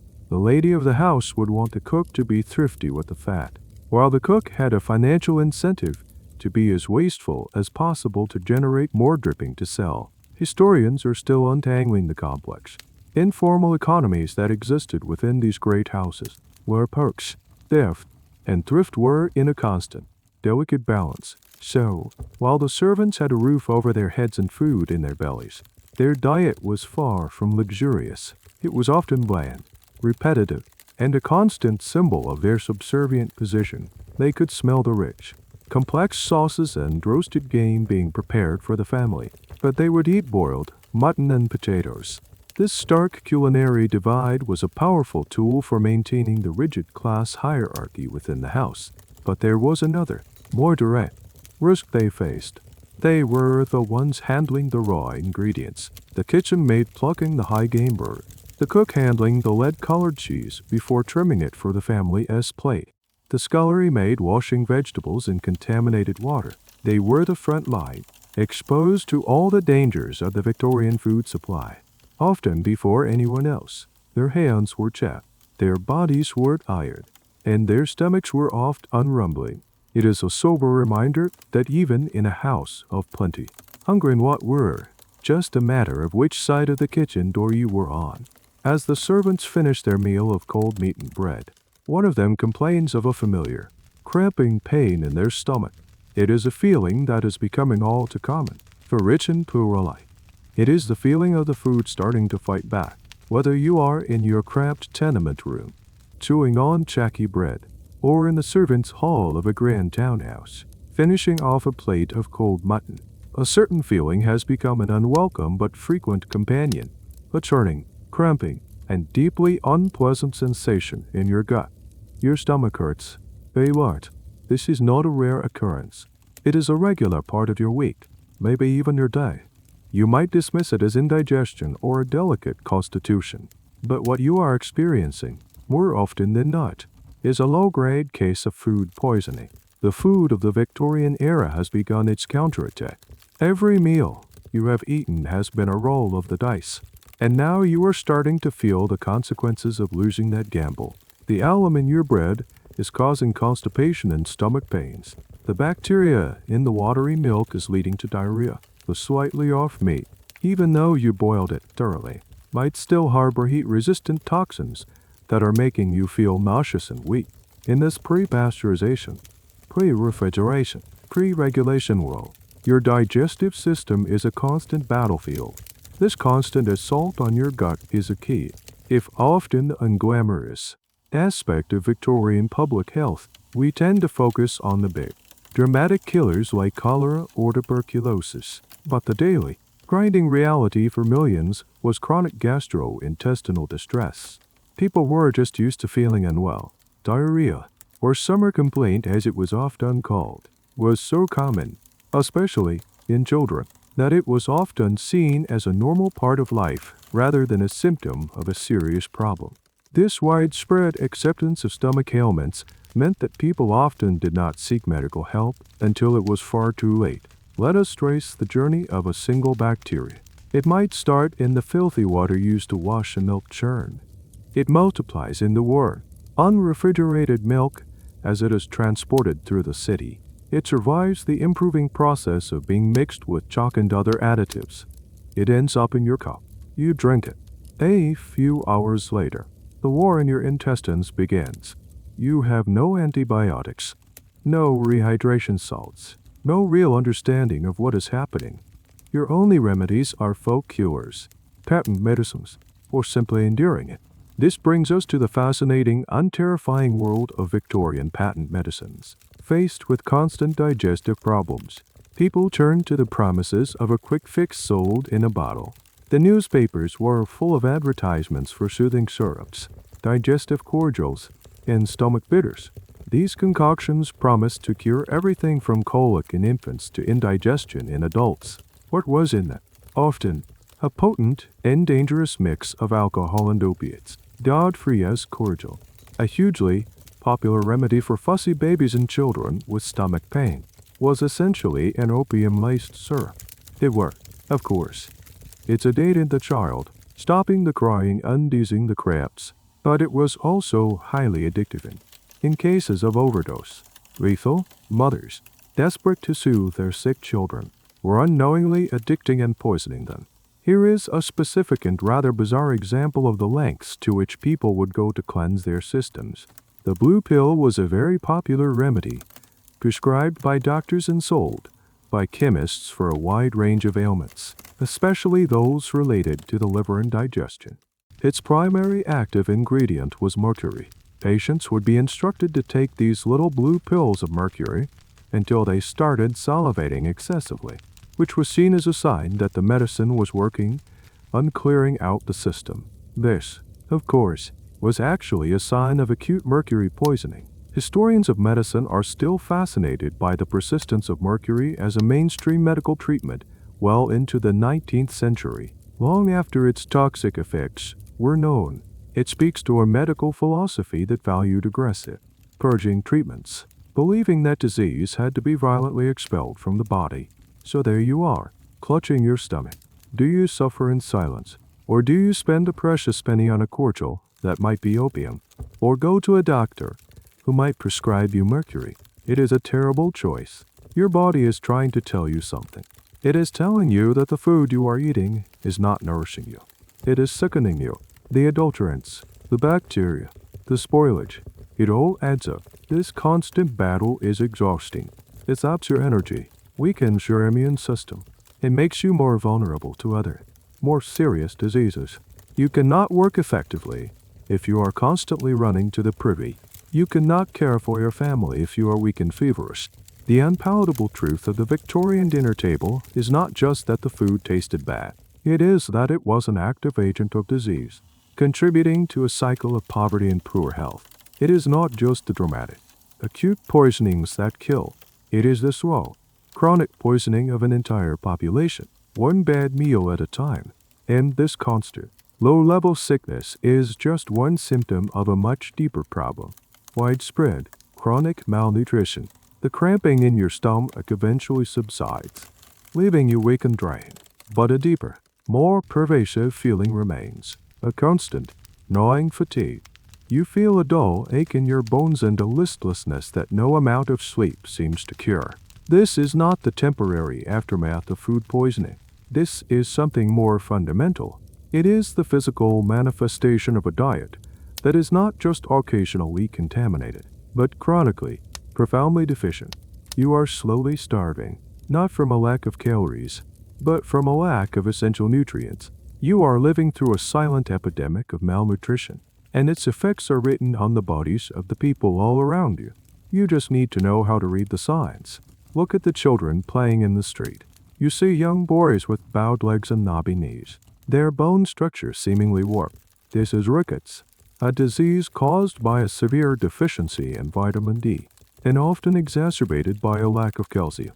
In the sunless hours and smog-filled skies of London, children's bodies could not produce enough vitamin D naturally, and their diet, the adulterated bread, the watery milk, the endless boiled potatoes, provided almost none. Rickets was so common in the industrial cities of Britain that it was sometimes known as the English disease. It is a stark, physical reminder of a childhood spent without sunshine and good food. Look at the young women, the seamstresses and factory girls. You see their pale, almost translucent skin, their constant tiredness. Many of them suffer from anemia, the lack of iron. Their diet, poor in red meat and green leafy vegetables, which were usually boiled to the point of nutrient destruction, simply did not provide enough of this vital mineral. The condition was so common, it was called chlorosis or green sickness because of the faint greenish tinge it could give to pale skin. It was considered a romantic, delicate ailment of young women, but in reality, it was a debilitating deficiency that caused weakness, fainting spells, and shortness of breath. And then there are the signs that are harder to see. You might notice your own gums are sore and bleed when you chew on your hard bread. You might have bruises that appear without reason and take a long time to heal.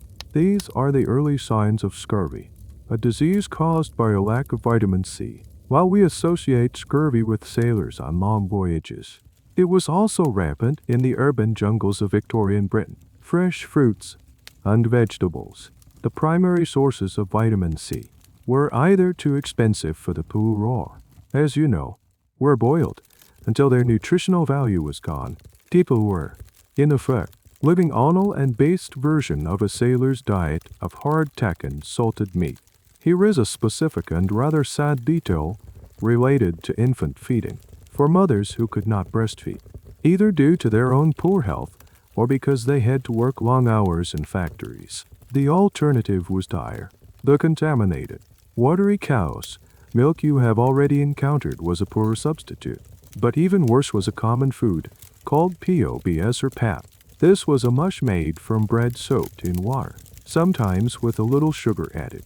It was cheap and easy to make, but it was almost completely devoid of the essential nutrients a growing infant needs. Feeding a baby on pap was essentially a death sentence. It would fill their stomach, but they would fail to thrive and often succumb to diseases their malnourished bodies could not fight off. The debate among social historians continues. Was this a tragic result of ignorance, or did some desperate mothers use this inadequate food as a form of passive infanticide for a child they could not afford to feed? The truth is likely a heartbreaking mix of both. The mainstream historical narrative of the Victorian era is one of progress, strength, and empire building, but the physical reality for a huge portion of the population was one of stunted growth, brittle bones, and chronic illness. The British Army was so concerned about the poor physical condition of its recruits from industrial cities that it had to repeatedly lower its minimum heightened health requirements. The workshop of the world was being powered by a workforce that was literally wasting away.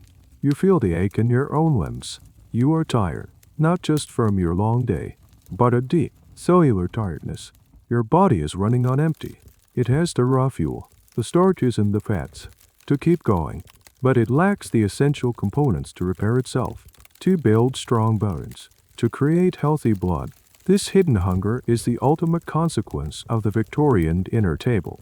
It is not just that the food is unpalatable and dangerous. It is that it is fundamentally empty.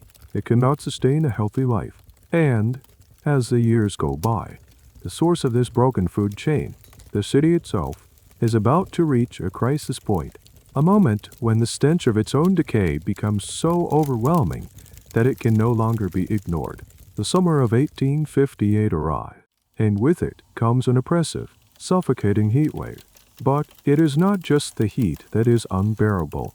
A new horror is creeping across London, a miasma so powerful and so foul that it will go down in history. They call it the Great Stink. The River Thames, your city's main artery and open sewer, has finally given up. Decades of accumulated human waste, industrial effluent, and slaughterhouse runoff have been baking in the unusually hot, dry weather. The water level has dropped, exposing vast banks of thick, black, reeking mud. The river has ceased to be a river and has become a fermenting cesspool. The smell is indescribable. It is not just the familiar scent of decay you are used to. It is a concentrated, gag-inducing wave of pure putrefaction. It is so strong it is visible, a hazy, brownish cloud that hangs over the water. It rolls through the streets, seeps through keyholes, and invades every home, from the poorest slum to the grandest mansion. People walk around with handkerchiefs soaked in vinegar or perfume pressed to their faces, a futile gesture against the overwhelming stench. This is not just an inconvenience. It is a full-blown crisis, and it directly impacts the already fragile food chain. The fish that still manage to survive in the river are dying in droves, floating belly up on the septic surface. The eel catchers find their nets coming up empty. A key source of cheap protein for the poor has been wiped out almost overnight. The water from the companies that draw from the lower Thames becomes even more underkimbled than usual, putting more pressure on the already contaminated wells and pumps. The Great Stink is a major, well-documented historical event. It is famous for finally forcing the politicians in the newly built Houses of Parliament, situated right on the riverbank, to take action. The smell was so bad that they could not conduct their business. They tried soaking the building's curtains in chloride of lime to mask the odor, but it was no use. The problem had literally arrived on their doorstep, and they could no longer ignore the sanitation crisis they had allowed to fester for decades. This led directly to the commissioning of one of the greatest engineering feats of the 19th century. Joseph Bazalett's revolutionary sewer system. But while the politicians were debating, you are living in the thick of it. The smell affects your appetite, making the already unpalatable food seem even more repulsive. How can you eat a piece of meat when the air itself smells of death? The heat and the stench also accelerate the spoilage of any food left out in the open. The flies, which seem to revel in the foul air, are more numerous and more aggressive than ever. A buzzing black plague moving from the filth of the streets to the food on your table. Here is a lesser-known and rather bizarre consequence of the crisis: the stench economy. Just as the city had its pure finders and dripping cellars, the great stink created its own micro-professions.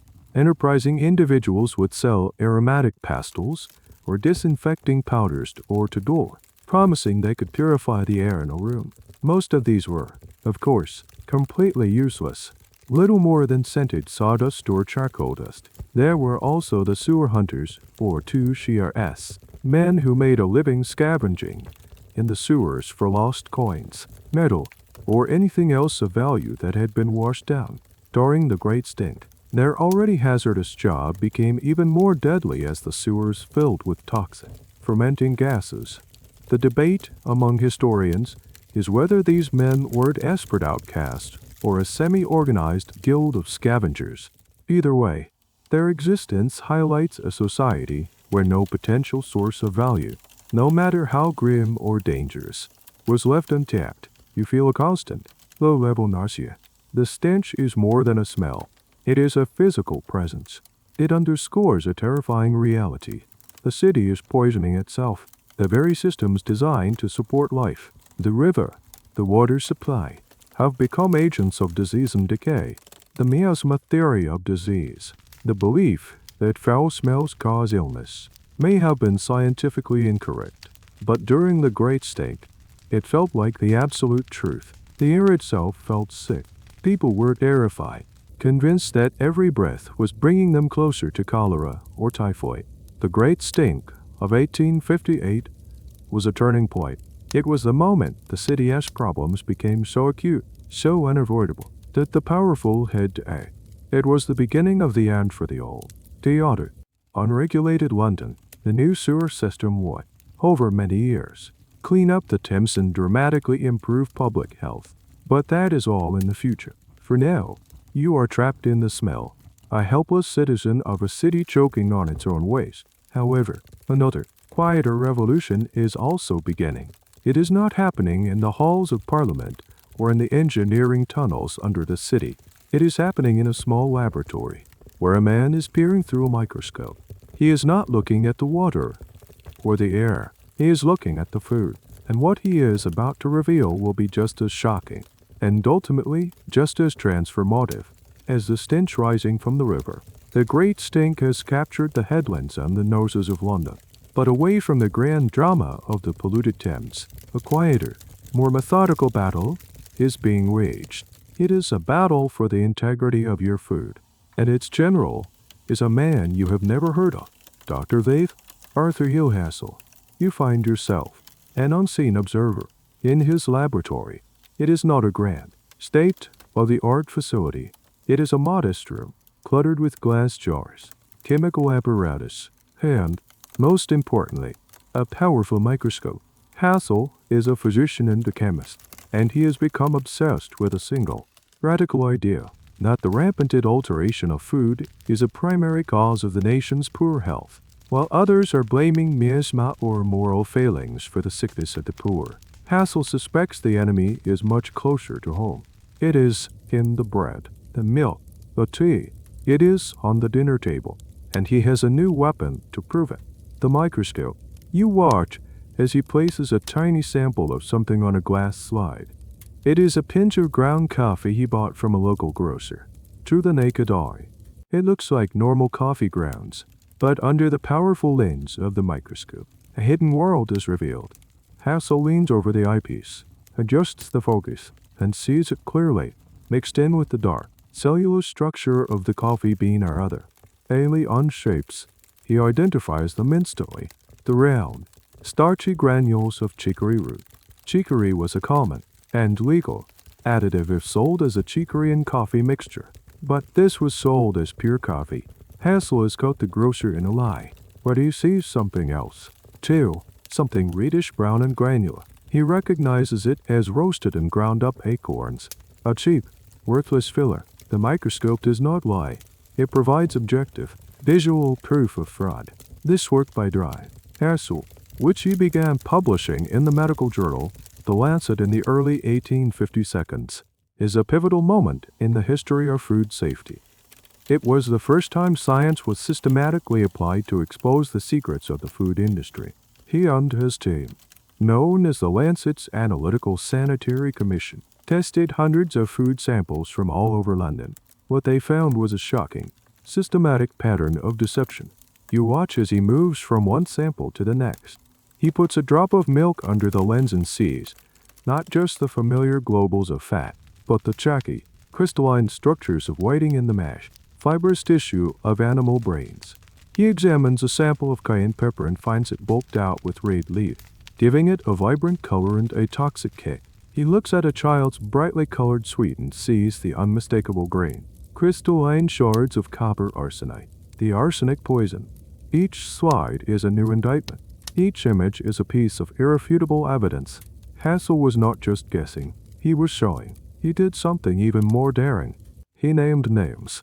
In his articles in The Lancet, he published the names and addresses of the grocers, bakers, and confectioners from whom he had purchased the adulterated goods. This was a hugely risky move.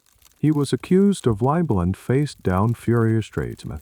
But he persisted. He was, in essence, creating the world's first consumer report, using public shaming as a tool for reform. Here is a specific and rather clever detail of Hassel's method. Tea was one of the hardest things to analyze. As you know, counterfeiters would use old, red-eyed tea leaves or the leaves of other British plants. Hassel's team developed a simple but brilliant technique. They would take a sample of the suspected tea, boil it in water to soften the leaves, and then carefully unroll each leaf. A real tea leaf has a very specific and recognizable shape, vein pattern, and serrated edge. A slow leaf, for a hawthorn leaf, once enrolled, looks completely different. He could literally see the forgery, leaf by leaf. The academic debate here is not about whether he did this, but about the impact of his public revelations. Did they truly change the behavior of sellers, or did they just make them find more sophisticated ways to cheat? Hassel's work was a bombshell. It took the rumors and urban legends about food adulteration and turned them into cold, hard, scientific fact. The middle classes, who read The Lancet, were horrified to learn that the expensive foods they were buying were just as likely to be fraudulent as the cheap staples of the poor. They were being poisoned, too, just with a higher class of poison. This mobilization of middle-class outrage was crucial. It created the political will for change. The problem could no longer be dismissed as the whining of the lower orders. You step back from the microscope. The world it reveals is a miniature landscape of deceit. It is a world of chalk and milk, lead and pepper, and poison and sweets. Dr. Hassel, with his quiet, methodical work, has exposed the ugly truth of the Victorian dinner table more effectively than any journalist or politician. He has shown that the enemy is not an invisible miasma in the air, but a visible, tangible contaminant in the food. His findings are piling up, creating a mountain of evidence that Parliament, for all its reluctance, will soon be unable to ignore. The first hesitant steps towards a safer food supply are about to be taken. The revelations from Dr. Hassel's microscope and the public outcry from the Lancet's reports have created a groundswell of pressure. The evidence is too compelling, the stories too shocking to ignore. The problem of food adulteration has moved from the whispers of the marketplace to the floor of the House of Commons. You find yourself an observer in the gallery of Parliament, watching the lumbering machinery of governments slowly grind into action. The year is 1860. And marked piece of legislation is being debated, the Adulteration of Food and Drink Act. This is a historic moment. For the first time, the state is attempting to formally regulate what people eat. It is a direct response to the crisis you have witnessed firsthand. The members of Parliament, well-fed men in dark suits, rise to give speeches. They speak of the baker who mixes plaster into his bread, the dairy farmer who waters his milk, the confectioner who poisons children with arsenic-laced sweets. The stories that were once your private, terrifying reality are now being read into the official record. The passage of this first food safety law is a major mainstream historical event. It represents a fundamental shift in the philosophy of government from a hands-off, laissez-faire approach to one that accepts a duty of care for the public's health and safety. It acknowledges that the consumer, on their own, is powerless against the systemic fraud of the food industry. However, as you listen to the details of the act being debated, a familiar sense of disappointment begins to creep in. The act sounds good in principle. It makes it illegal to sell food that has been adulterated in a way that is injurious to health. It gives local authorities the power to appoint public analysts, scientific officers who can test food samples. But the law is weak, full of loopholes, and almost designed to be ineffective. First, the appointment of analysts is not mandatory. It is left to the discretion of local councils, many of which are dominated by the very same tradesmen the law is supposed to regulate. They have little incentive to spend money appointing an officer who will find them and their friends. As a result, in the years following the act, very few analysts are actually appointed. The law exists on paper, but not in practice. Second, the burden of proof is incredibly high. To secure a conviction, you have to prove not only that the food was adulterated, but that the seller knew it was adulterated and intended to harm the customer.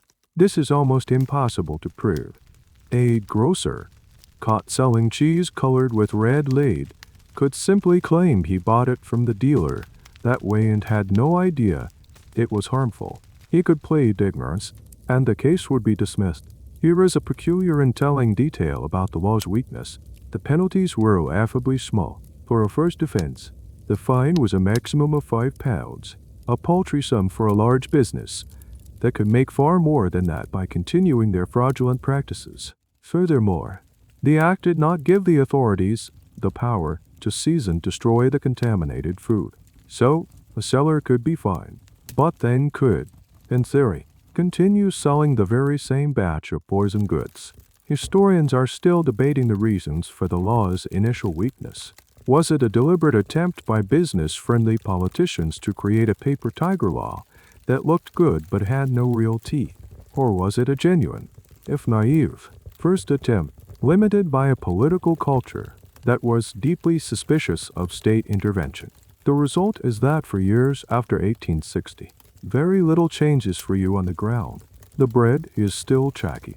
The milk is still watered. The law is on the books, but it has no bite. It takes another, even bigger public scandal to force a change. In 1872, an updated and much stronger Adulteration Act is passed, and then consolidated in the Sale of Food and Drugs Act of 1875. These later laws close the loopholes. They make the appointment of analysts mandatory. They remove the need to prove intent, placing the responsibility squarely on the seller to ensure their goods are pure. And they introduced tougher penalties, including imprisonment for repeat offenders. But for now, in 1860, the victory feels hollow. You see the hope in the faces of the reformers, but you also see the smirks on the faces of the cynical tradesmen. The fight is far from over. The law is a step, a crucial first acknowledgement of the problem, but it is not a solution. The culture of anything goes is too deeply ingrained to be wiped out by a single, timid piece of legislation. You leave the grand halls of Parliament and return to the grimy reality of the streets. The law may have been passed up there, but down here, the rules of the game remain the same.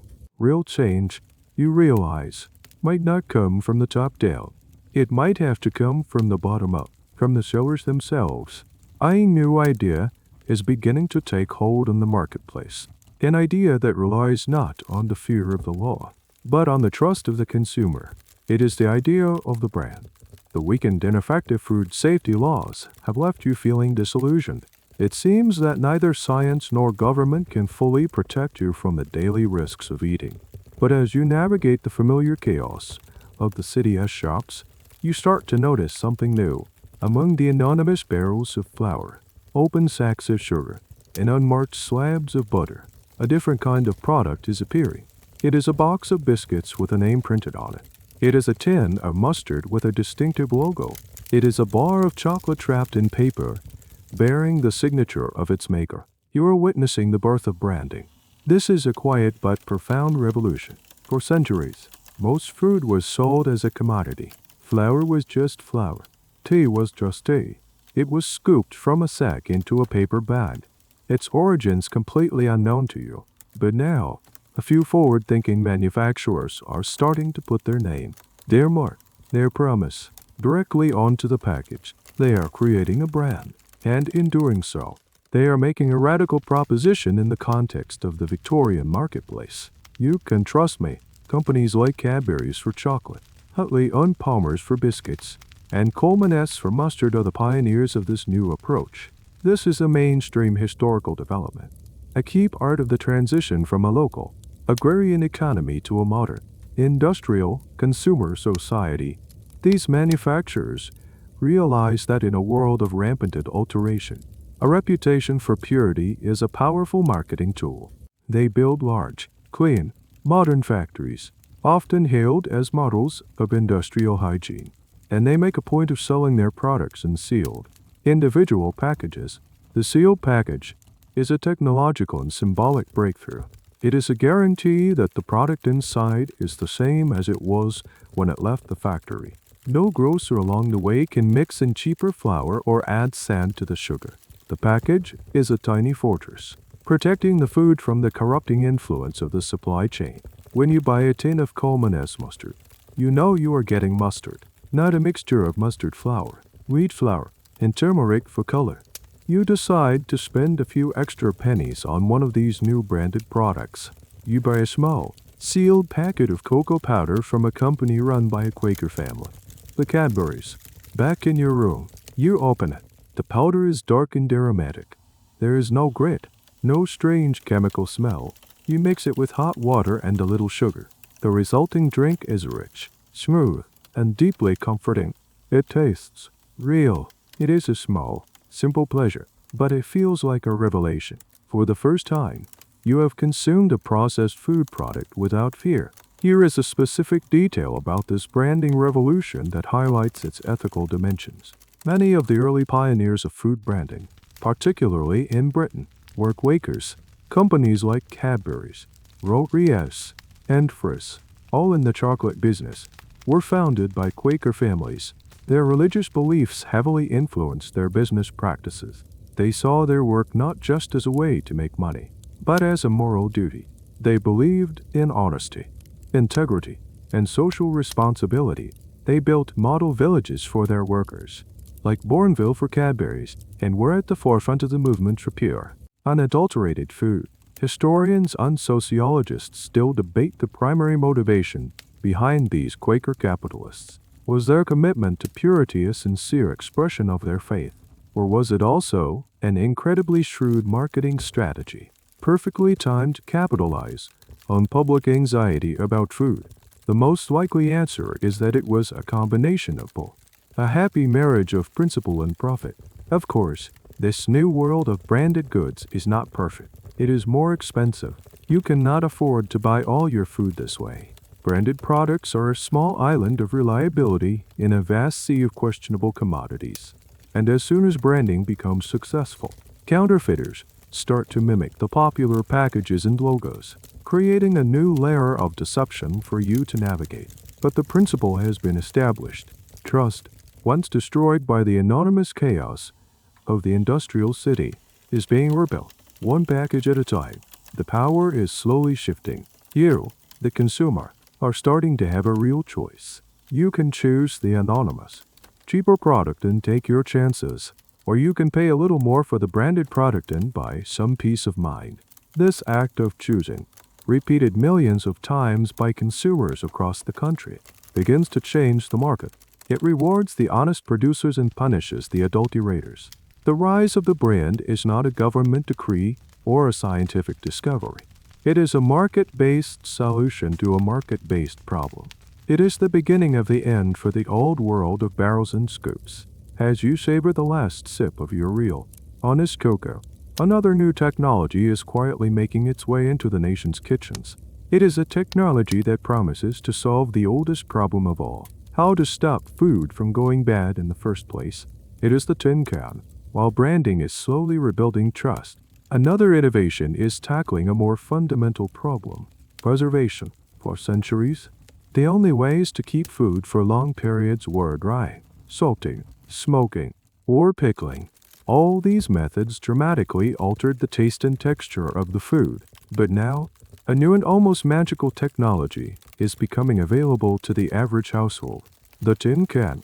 You see them in the grocer's shop, stacked in neat, cylindrical pyramids. Tin salmon from the distant shores of Canada, tin beef from the vast plains of South America, tin peaches from California. The can is a technological marvel, a small metal time capsule that promises to deliver the taste of a different season or a different continent directly to your table. The process, invented in the early 19th century by a Frenchman named Nicolas Sapper, involves sealing food in an airtight container and then heating it to kill the bacteria inside. This is a mainstream historical invention that would revolutionize not only domestic kitchens, but also military logistics and global exploration. For you, the appeal is obvious. First, there is the safety. A sealed can from a reputable company is one of the few food items you can be reasonably sure has not been tampered with or adulterated. Its contents are protected from the filth of the city and the fraudulent practices of middlemen. Second, it offers variety. In the dead of winter, when the only fresh vegetables available are the same old turnips and potatoes, you can open a can and have green beans or sweet corn. It is a small taste of summer, a relief from the monotony of your seasonal diet. Finally, and most importantly, it offers a solution to the problem of spoilage. You can buy a few cans and keep them on your shelf for months. No more worrying about meat going bad overnight or vegetables wilting. This is especially liberating for someone like you, with no access to a larder or refrigeration. The can is your personal, shelf-stable pantry, driven by curiosity. You decide to splurge on a can of corned beef. It is a relatively new product, imported from America, and it is being marketed as a cheap, convenient source of protein. Getting it open is the first challenge. Early cans are made of thick wrought iron and there are no dedicated can openers. You have to attack it with a hammer and chisel, a brutal and slightly dangerous operation. After a struggle, you manage to pry the lid open. The contents are underwhelming. You are greeted by a solid, pinkish block of meat, packed tightly in a gelatinous substance. The smell is vaguely meaty, but also metallic. You scoop some out onto a plate. The texture is soft, shredded, and slightly greasy. You take a bite. The taste is intensely salty and, again, has a distinct, faint tang of tin. It is not delicious. It does not taste like fresh roast beef, but it is undeniably meat. It is filling, and it is safe. In the context of your usual diet, it is a qualified success. This brings us to a strange and sometimes gruesome aspect of the early canning industry: the bulged tin. The canning process was not always perfect. If the food was not heated to a high enough temperature, bacteria like Clostridium botulinum could survive inside the sealed can. As the bacteria multiplied, they would produce gas, causing the ends of the can to swell and bulge. A bulged tin was a clear sign that the contents were dangerously spoiled and could cause a fatal case of botulism. However, in the early days, understanding of this was limited. Some people, particularly the very poor, would buy these blown or swelled tins at a steep discount, not realizing they were purchasing a deadly poison. There is an ongoing debate among food historians about the public's awareness of this danger. Did most people know to avoid bulged tins? Or was it a hidden killer that went largely undocumented? Despite these early dangers, canning technology improved rapidly. By the end of the century, cans were being made of thinner steel, and the invention of the wheel-based can opener made them much easier to access. The canned food industry exploded, making a huge range of foods affordable and available year-round. It played a crucial role in improving the nutrition of the working classes, providing them with a reliable source of protein and out-of-season produce. You look at the half-empty tin of corned beef on your table. It is not elegant. It is not particularly tasty, but it represents a profound change. It is a food born of science and industry, a product that defies time and distance. It is a small, clunky, metallic brick of progress, along with the rise of branding and the first fumbling attempts at legislation. The tin can is another powerful weapon in the war against the unpalatable and dangerous food of the Victorian era. The world of adulterated bread and poisonous sweets is not gone, but its foundations are cracking. The long, slow dawn of a safer, more reliable food supply is finally beginning to break. You stand at a metaphorical crossroads, looking back at the long, grimy, and treacherous journey you have taken. The London you first arrived in, a city of pea-soup fogs, raking streets, and universal food fraud, is beginning to change. The transformation is slow, incomplete, and almost imperceptible on a day-to-day basis, but the seeds of a new era have been sown. The foul, dirty taste that has lingered in your mouth for so long is finally, slowly, starting to dissipate. The great stink of 1858, for all its horror, was a powerful catalyst. You see the results of Joseph Bazalett's monumental engineering project taking shape. Massive new sewer lines are being laid beneath the city, intercepting the waste before it can reach the Thames and carrying it far downstream to be discharged into the sea. The river is gradually beginning to breathe again. It is no longer the septic, festering wound it once was. The water from the public pumps, while still not perfectly safe, is less likely to be contaminated with the raw sewage that spreads cholera. The simple act of getting a bucket of water is becoming less of a life or death gamble. In the shops, the landscape is also shifting. The work of pioneers like Dr. Hassel has armed the public with knowledge, and the stronger food safety laws of the 1872 have given the authorities the teeth they needed. Public analysts are now a reality, and the fear of a surprise inspection and a heavy fine is a real deterrent for the would-be adulterator. You can now buy a loaf of bread with a much higher degree of confidence that its weight comes from flour, not plaster of Paris. The milk is still likely to be watered down, but the addition of chalk or sheep's brains is becoming a risky and old-fashioned practice. The bright, lurid colors of the sweet shop window have started to fade. The national scandals over arsenic-laced candies have made both the public and the producers terrified of the vibrant greens and reds that were once so popular. Confectioners are turning to less vibrant, but much safer, vegetable-based dyes. The sweets are less beautiful, perhaps, but they are no longer actively poisonous. This is a key historical shift. The aesthetic of purity is beginning to triumph over the aesthetic of artificial. The rise of trusted brands like Cadbury's and the convenience of tin foods have given you, the consumer, an unprecedented level of power and choice. You are no longer a passive victim of the food supply chain. You can actively choose to purchase a product that comes with a guarantee of quality, sealed in a package that protects it from tampering. Your small, everyday purchasing decisions, when multiplied by millions, are shaping a new market that values consistency and safety over cheap deception. Here is one final, curious detail that encapsulates this changing world: the decline of the street food vendor. As packaged, branded foods become more affordable and reliable, the old-fashioned payment and the jelly deal stalls start to seem less appealing. Why risk a pie with mystery meat inside when you can have a predictable and safe tin of corned beef? Why slurp down meals of questionable origin when you can buy a branded tin of salmon? The rise of the grocery store, with its shelves of packaged goods, slowly begins to replace the chaotic, unregulated street market as the primary source of food for the urban masses. Some historians mourn this as a loss of a vibrant, traditional food culture, while others see it as a logical and necessary step towards a safer, more democratic food system. The debate over the romanticism of authentic street food versus the safety of industrial food production continues to this day. You take a deep breath. The air is still smoky, still carrying the scent of coal and industry, but the overpowering note of raw sewage has faded.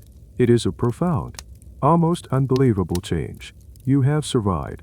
You have navigated the treacherous waters of the Victorian inner table and have emerged on the other side, into the dawn of the 20th century.